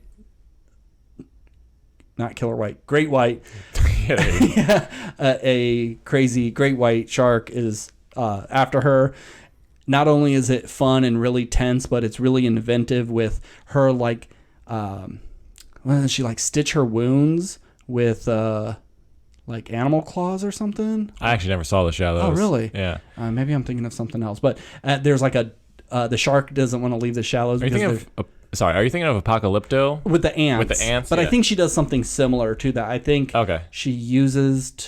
She takes a piece of coral and seaweed, and that's how she sews. She does something of the sort, but I can't quite remember. But there's a dead whale carcass close by, so this shark is just hanging out and feeding off of it, and it doesn't want to go anywhere. And it's pissed off and wants Blake Lively, and it has a Don't we all? and it has a really cool death. Like, I like how they kill the shark. Open Water 1, 2, and 3. I love all of them. 2 isn't a shark movie though, but I think 2 may be my favorite. It's just people stuck in open water. But 1, it's a couple. They go scuba diving. They accidentally get miscounted, and so when they take off, they leave them behind. And this isn't big great white sharks. These are smaller sharks. I think nurse sharks, maybe. And it's way more tragic. Like, he loses blood, and she has to like let him go and watches his body float off and then get pulled under. And then in the end, she realizes there's no point in going on and just lets herself go. It's awful, really scary. Open Water 3, it's a little dumber, really annoying characters, but it's pretty scary as well. But one of my favorite shark movies is Bait. And I think I've mentioned this before, but it is an Australian movie, and like a tsunami comes in and floods the town, and a shark gets in a grocery store. So it's like a grocery store connected to like a car park and other things. So there are multiple places that people go, but they're like hopping from shelf to shelf because there is a shark swimming up and down the aisles. I might watch this with you. I don't think so. I think I watched it by myself. I was on a shark kick, and I was watching tons of shark movies. But it's great. Maybe part of it. And go ahead. It's just a shark in a grocery store, and that sounds really stupid, but it's a really good shark movie. Sharks are the quintessential killer animal movies. They make killer shark movies all the time because you could just shoot people in a raft, cut to stock footage of a shark, and then have a real bad CG puppet or something later, because we have more crappy shark movies than any other animal. Like, you don't see a lot of crappy killer snakes or crappy alligator movies. They exist, but sharks are just in full force. And I would put money, maybe not money, but I would bet that of all the animals that you can make movies about, sharks are the ones that kill humans the least in comparison to like snakes or crocodiles or absolutely. I mean, fucking hippos kill more people than sharks do. Absolutely. So. Your own pets kill more people than sharks do. Yeah, but they are such a crazy killer animal. Then they've been around just like crocodiles and alligators since the dinosaurs. They are just the big badasses of the ocean, and sure, on land I could kick a shark's ass, no problem. But in their element, we're you just do the rope-a-dope until it runs out of breath. So there's tons of bad shark movies. There's Sharknado 1 through 6, Ghost Shark, Frankenshark, Ouija Shark, Toxic Shark, 3-headed shark, 5-headed shark. What's Ouija Shark? It's like a ghost, and it's like you call it on a Ouija board, God. It like a ghost shark kind of comes in. I haven't watched it. It's one of those, they filmed it over a weekend in someone's backyard, and they've have these shark special effects already keyed into their computer that they could just lay over any scene. It's real bad from what I've seen. Ouija Shark, yeah. 3-headed and 5-headed shark, Mega Shark versus Crocosaurus versus Mecha Shark versus Giant Octopus versus Sharktopus. There's just... Oh, I'm sorry. Sharktopus is its own standalone thing. A Mega Shark did not fight a Sharktopus, as far as I know. But, every week, I think it's... Oh, was it Red Eye Productions? Mad Eye Productions? There's one that just... Oh, Shark Exorcist. If you can watch Shark Exorcist... Don't. It is a abomination. it's a fetish film. This dude just paid a bunch of girls to lay around in bikinis and then go, shark. And then he puts in a fake puppet and then you don't see the shark eating anybody. And it's a lot of shots of him just like, okay, let's walk from the car to the quote unquote beach. It's really just a lake and a park. It's not even the ocean. And it's looking at their butts as they get to the water. They lay out, panning back and forth, lots of nudity, and then there's a shark attack, and then rinse and repeat. It's just the same. It's just a pervert, fantasy, and that he decided, well, I can throw a cool cover on this and make some money, and then it's enough to fund my next pervert movie. So, yeah, I love shark movies, but it's just a shame there's so many bad ones. So when a new one comes out, like, there's a Reef 2 on Shudder, I'm like, fuck, did I see The Reef? Is The Reef one of those good ones, or is that one of the bad knockoff ones? I can never tell. Yeah, I guess in terms of, like, from a marketing standpoint with shark movies, the nice thing about sharks movies is that, like you said, they do take place in water, obviously, and water equals bikinis. Yeah. Bikinis equal hot girls on covers of the things, like, I'll see that because there might be some sort of sexual component to it. And then, that gets your viewership up. So, like, that's a smart play in terms of, like, how do I bring people in to see it? No one wants to see my movie, but if I put hot naked girls in it, they might check it out. And it's harder to sell hot naked girls and a killer bear. I was like, well, why the fuck are they naked in the first place? Well, we were at camp and we pulled a prank on Sarah because we hate Sarah, so we got her naked and covered her in honey. Oh, okay. And then the bear just ate her up. There you go. Yeah. Well, speaking of bears, let's do mammals next. All right. Okay. So the nice thing about the mammal category is lots of variety. Mm-hmm. When it comes to sharks, obviously it's just sharks, but most of the time it's one or two type. Bull sharks, great whites. Rarely do you see a hammerhead because there's a lot of sharks that are just docile. And a lot of the real mean ones are kind of small and maybe not as scary. So it always seems to be a great white shark. With mammals, you got options here. So a great one, The Edge, with Alec Baldwin and... Steven? No, I mean, it's just Alec Baldwin. None of the other only Baldwin is okay. Alec Baldwin, what's his name? Link from Matrix, and he was also in Oz. Harold Perrineau? Yes, I think he was in it. Or Perrineau? And then, I can't believe, Sean Connery. No, not Sean Connery. The other one.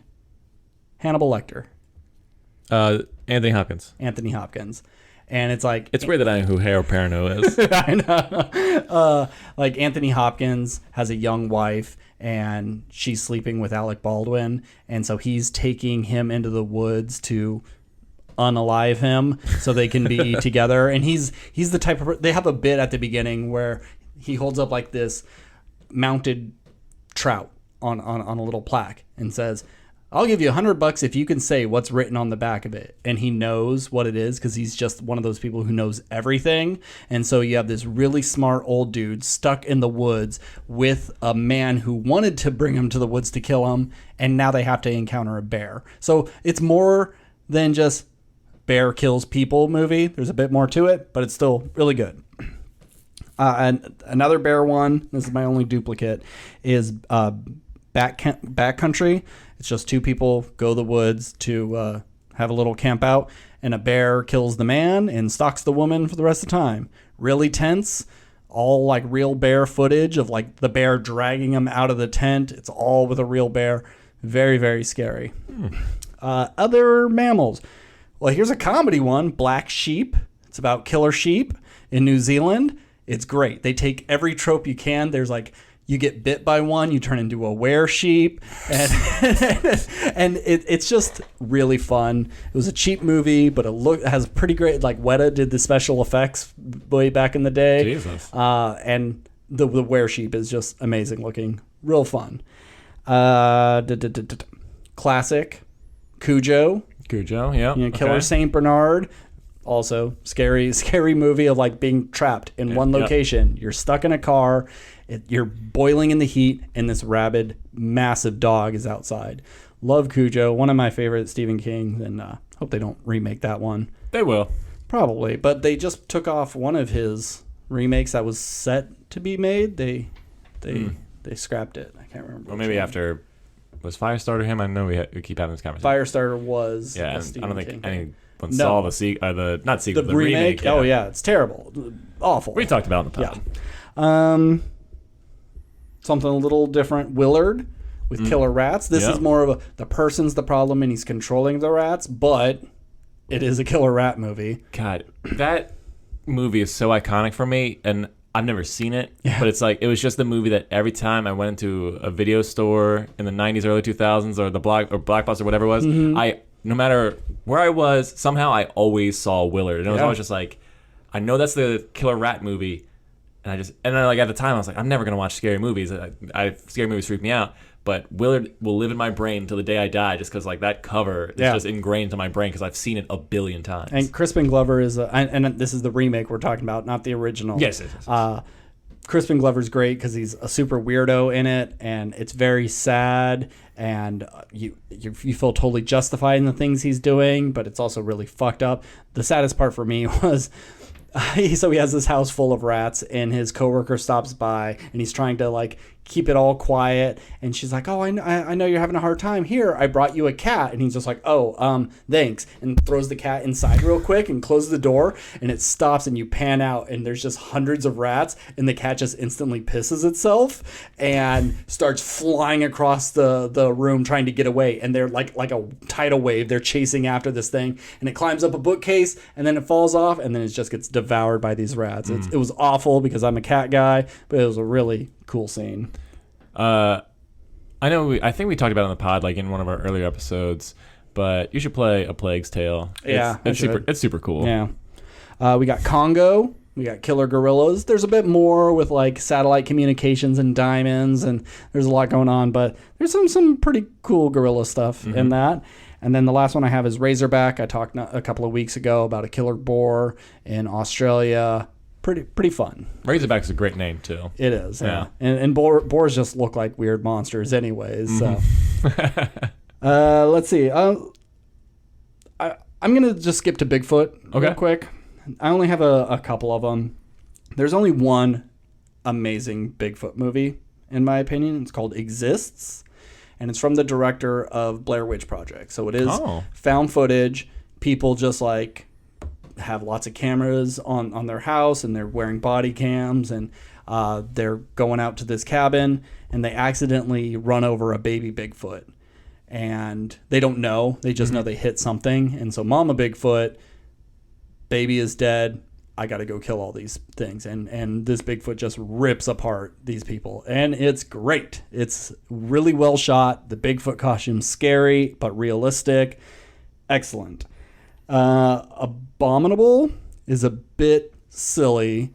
It's kind of like a guy is watching through. It's kind of like Rear Window. He's just like watching through a window as a Yeti goes through this like sorority house or something and kills people. Jesus. But it's got a crazy weird monster and some good deaths. I really enjoyed that. Primal Rage is a really unique one. It's kind of gross because it is implied that the Sasquatch kidnaps the woman and rapes her.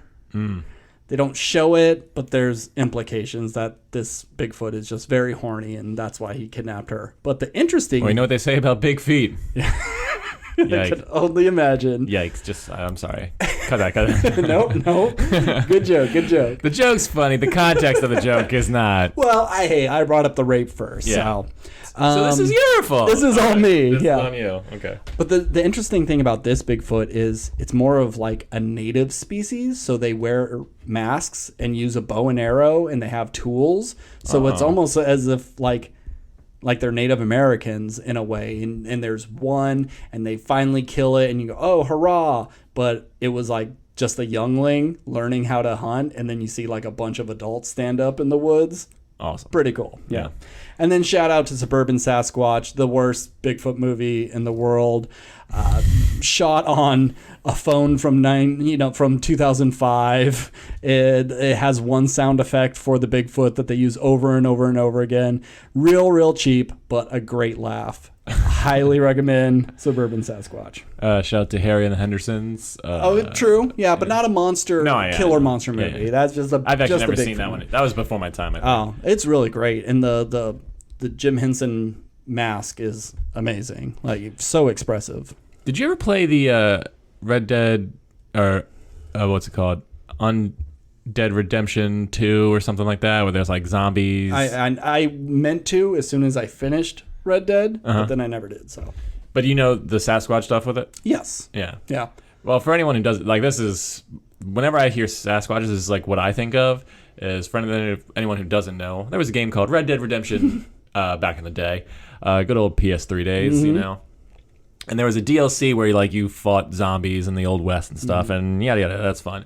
But there was a side quest where you had to hunt down Sasquatches and kill them. And I don't remember how. Let's say there was 10 of them. I don't remember how many there were. And then you get to the last one, and the last one doesn't put up a fight. He just sits there and cries and cries and cries because you murdered all of his people. And so you have to decide: do you kill the last Sasquatch or do you let it live? God, and it's just messed up. it's one of those gaming moments that you don't expect, because you're just like, oh, this is just a fun mission where I'm just like murdering monsters. Yeah. Until you realize that the monster has feelings and you're the villain. And this is the last one. And this is the last one, and you've eradicated an entire species. You let it live. It doesn't have any of its family. It's gonna die being the last one. Well, that's messed up. Well, putting it out of its misery, it may seem kind, but that's also messed up. You're just doing the same thing you did to its family. And I can't remember if you get an achievement if you do one and not the other, or if you get... There's got to be an achievement for both. Yeah, it's just like mass murder achievement or the sparer of the one achievement or whatever it was. But I don't know. I just remember that always really stuck with me whenever I think of Sasquatch. It's like, what if all Sasquatches are just like really sweet creatures and they're just super docile, but we just assume they're these terrible monsters because they're just 7 feet tall and hairy and gorilla people. Yeah, I saw something that was pretty interesting about Bigfoot. People swear Bigfoot's real. I don't know. Do you believe in Bigfoot? Absolutely not. Okay. I believe. Hey, it's possible. I'm not. Well, I'll say this. I won't discount it. It could be real. I just haven't seen any evidence that makes me believe it is. Yeah. So I think it was even like a Paul Scheer video where he was talking to someone about Bigfoot. So we say, oh, he's got to be out there. If we just look hard enough, we can find Bigfoot. Well, there are hunters who go out to hunt deer in a state, and that state will have 3 million deer in it, and they'll go all season and they'll never find a deer, and they don't come back with anything. And that happens all the time. We can't find 3 million deer in one state, but you expect to find one Bigfoot, something that's more intelligent than a regular animal and probably understands to stay away from us. You would think. If there's a Bigfoot, we ain't finding him. And if there's one Bigfoot, is it just a creature that can live for... obviously it's an unknown creature, so who knows? It could be like a jellyfish and somehow regenerate itself and can live Snakes forever. will live as long as they can keep eating. You know? Or is there somehow an underground tribe of these fucking things just waiting for the moment to rise again and take over the world? They send one out to gather nuts and berries and brings it back for the rest of the tribe. Yeah, I think there's no way these things exist. Yeah. Hey, we're finding new bugs and new frogs and new fish all the time. I'm not we're discounting not finding it, but I new don't think elephants. Yeah. We're not finding new big animals. And it's like, oh wow, look it, a unicorn. We finally found it. No, all the big stuff we know about. It's the little things. So if it was a Littlefoot, maybe there's a better chance of us finding it. So obviously I'm a fan of dragons because I'm a fantasy nerd and we talk about it all the time. But I know that, I've seen these videos where they talk about there's a bunch of theories that dragons existed because if you go across every nation across the world, everyone has a version of dragons. Sure. Even nations who never run into it. Some might have wings, some might not, but they all essentially have the same concept of just it's a flying it's a flying lizard thing, and it's how do all these cultures know this thing that never existed? And there's theories that dragons are actually made of they have bird bones kind of thing, and bird bones are hollow, so we've never found any fossils because bird bones don't fossilize or some shit like that. And it's okay, that doesn't seem accurate. Even if most bird bones disintegrate very quickly or whatever. I don't believe that we would have found We have one. fossilized birds. Yeah, exactly. No, that's stupid. Yeah. Like I said, it's just a theory. It's just like, but the whole point is like, there are people who, because there's one piece of evidence, like, oh, isn't that a coincidence? They'll just run wild with that, and it's like, nope, I'm gonna fully lean into this concept because I want it to be true, not because I have proof. No, proof. Yeah, that's all it ever is. Yeah. And when we first found people who'd never seen elephants before, and they found their skulls, they thought they were the Cyclops because there was a big hole in the middle. That's where the trunk was, and because the elephants, their eyes are on the side, but that's where they thought the ears were. So they have these big tusks in a mouth and one singular eye, and that's where the Cyclops come from. You look at, many whales or silly looking animals, look at their skulls and try to recreate the animal based on the skull, or like a hippo. Big round chubby cheeks and big lips, and they're big fatties, and you look at the skull and it would be like a terrifying crocodile monster, you would think. So all dragons are where people found either dinosaur bones or whale bones or something, or an alligator and an elephant died in the same battle and their bones got all mixed up, and then people went, oh, this must be a dragon. So how do we get on dragons? Oh, we were talking about Bigfoot. Yeah, just other like mythical creatures that they're not out there. All right, final category, reptiles. Probably second most used. Mainly it's either gators or alligators, gators or crocodiles, or snakes. Right. And like with the alligators and the crocodiles, they're pretty much one or the other. And there's also caimans, but nobody makes movies about killer caimans. But with snakes, at least you have a lot of different varieties. You have the ones that have the venom. You have the big ones that can crush you and swallow you whole. You got lots of different colors. But usually they all are the same type of movie. So classic, Anaconda. Of course. Love it. Loved it when it came out. Love it now. John Voight gets regurgitated and winks at J-Lo. It's great. And you get like young LL Cool J, you get young Owen Wilson. It's just a fun movie. Yeah, isn't it? I think where it's like it's swimming through the water and you just see the outline of a human like posted up on like it's trying to like push out of its skin. You can see that there's a person inside the belly. I think it's Owen Wilson that gets eaten. Oh, okay. There. And I just like I was very very young when that movie came out, and I'll always remember the scene where I forget who it is, but they're trying to escape it and they like jump off a cliff or something, and as they're falling, the snake just like reaches it and catches it. I was like, oh, that's amazing. Brutal. But yeah, that's the movie that says that's the movie that teaches you like snakes won't stop growing, right?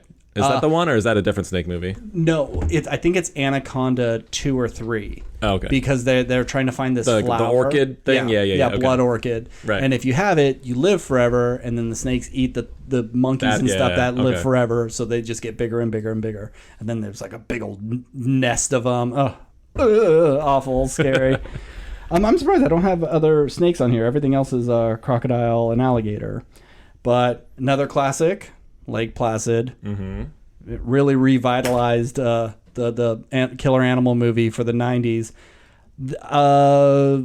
One little thing about this, when South Park the movie came out, I saw it at least 4 times in theaters. I think that or Ace Ventura is the movie I saw the most in theaters that I paid for. And I think I was going back to see it like a 5th time, and my buddy was like, dude, we've seen it enough. Let's go see something else. Let's go see Lake Placid. And I'm like, ugh, fine, I guess. And I'm glad I did, because what a great movie. And this was also the revitalization of Betty White. This is what made everybody kind of fall in love with her again, because she was a no-nonsense granny who liked to cuss and was feeding an alligator and actually fed her husband to the alligator. Or I'm sorry, this is a crocodile.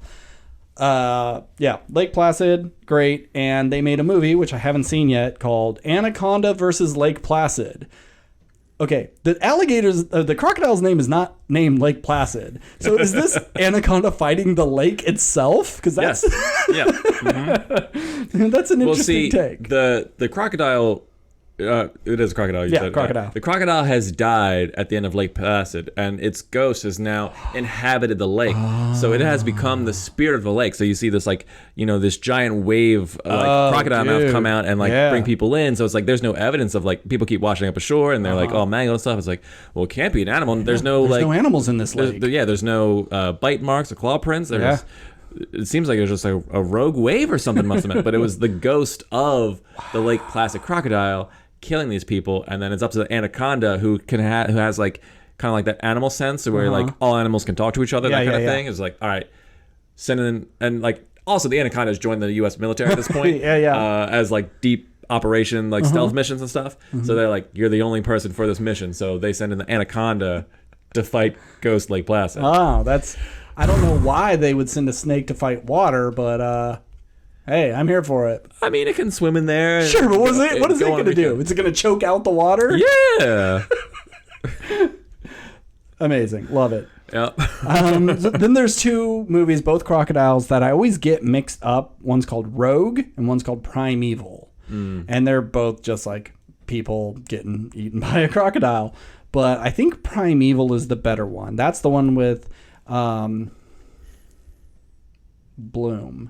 Not Orlando Bloom. No, Orlando Jones. Oh, okay. And they're in Africa. And I know a lot of people were pissed off at this movie because the trailer made it seem like there was a serial killer. It says Africa's #1 serial killer has killed this many people and blah, blah, blah. And like, ooh, that's interesting. A serial killer in Africa? And then it turned out to just be a crocodile. And people were like, well, what the fuck?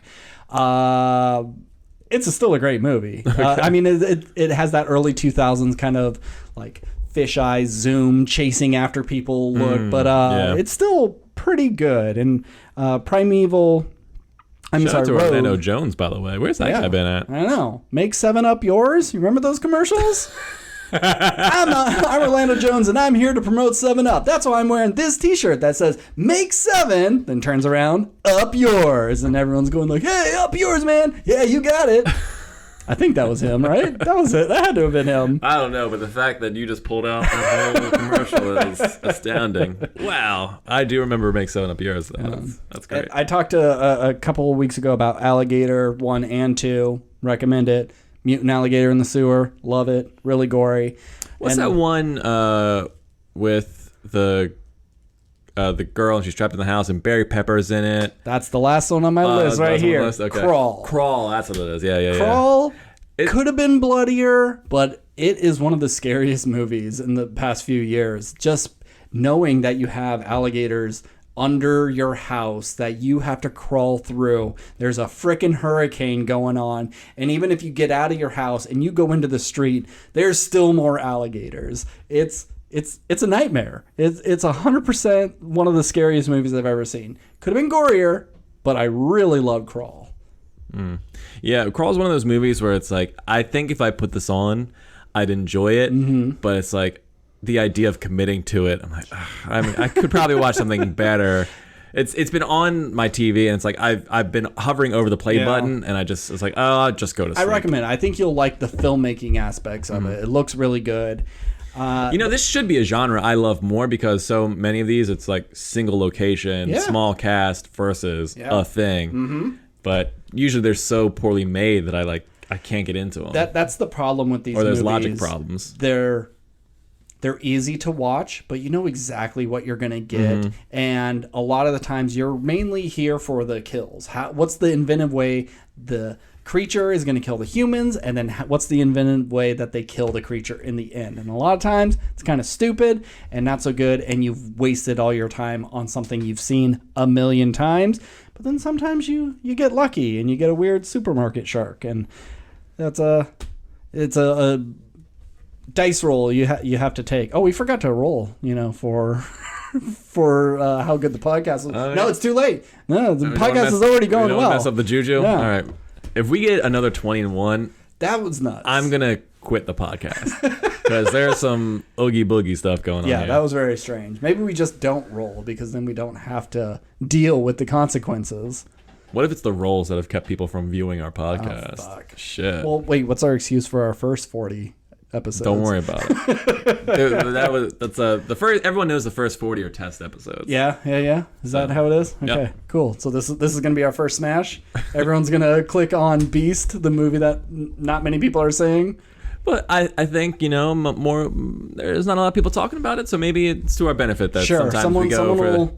It's like, of course we could talk about the Marvel movies. Everyone's talking about the Marvel movies, but like Beast. Yeah, you search for a review on Wakanda Forever, you're gonna get swamped with everyone. But you say, Beast, maybe you get what's that fucking dude's name with the black hair? Jeremy Johns. Maybe he has a video on it, but maybe no one else. I know Chris Stuckman did one for Beast. Oh, did he? Yeah. Oh, did he like it?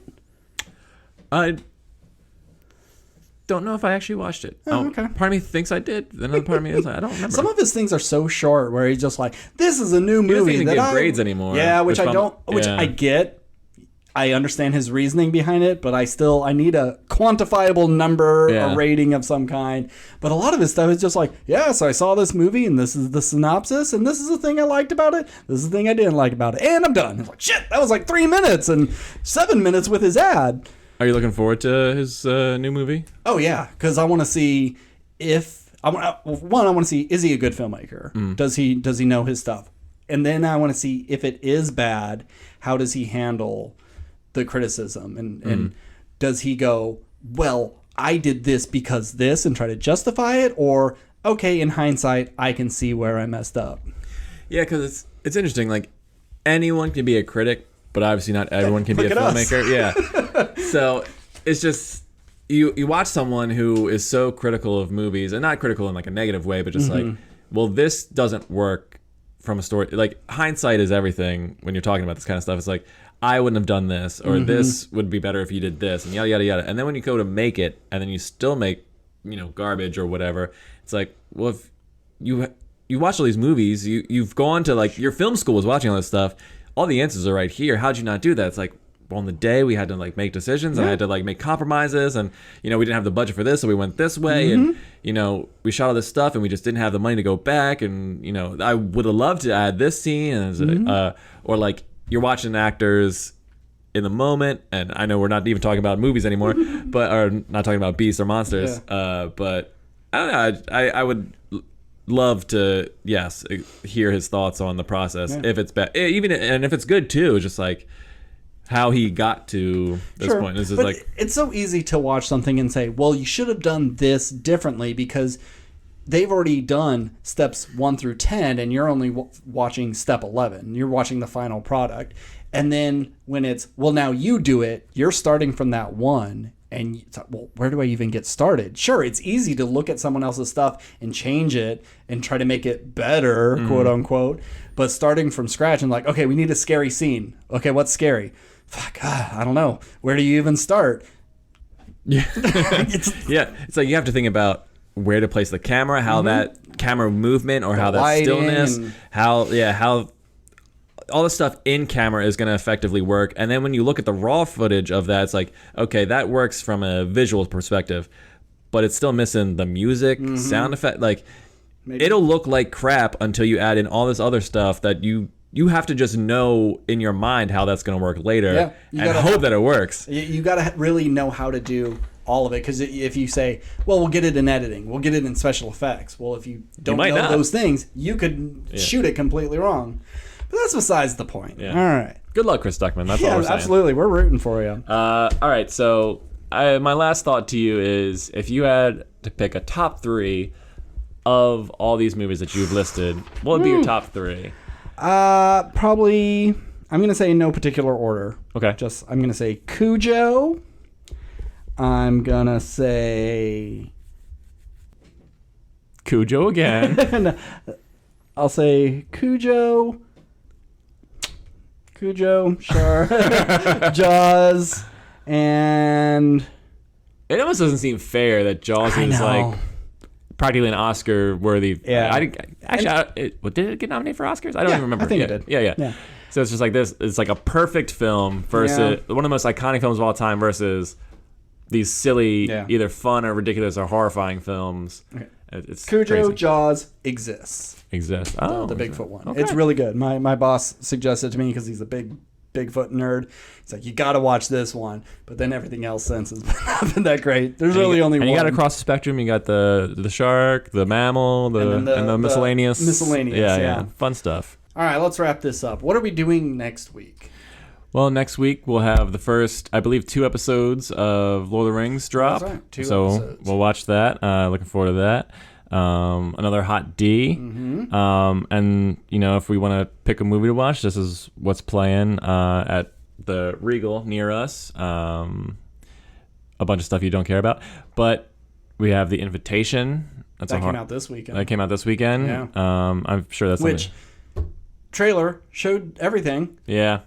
I'm not excited about that by any means, but I know that's kind of like That's up a your alley. Hulu movie. Yeah, we have 3,000 Years of Longing, which could be a weird, fun thing to talk about because like I really don't know anything about that movie other than it's a genie story, I guess. And coming back to theaters, we have Jaws. Really? Yeah. So this is for Saturday the 3rd. Huh. The Regal near us is playing Jaws in real 3D. Interesting. I don't want to watch it in 3D. I don't want to watch it 3D, but I'd love to see it on the big screen. Yeah. That'd be fun. Yeah, it wasn't. If it was like, if it's under $10, I might do it. But I don't want to pay like $17. What are the new releases though? There's got to be something. There was like a $3. Oh, Really? for the 3D. Okay. Oh shit. Okay, I'm gonna have to do that. Is it the Woman King or is that the week after? So this is, I can check the Cinemark near us, but there's a movie called Gigi and Nate, which is even rated, and then Honk for Jesus, Save Your Soul. Oh, that. Those are the so 2 embarrassing. new ones. I mean, Okay, so we may be needing to do a Make Me Watch or something. or we just watch Jaws and review an old movie. Cool. Well, what's your favorite killer animal movie? Hit us up at WRPLpodcast@gmail.com or on Twitter or on Instagram. And as always, I'm Ben. And I'm Steve. Good night.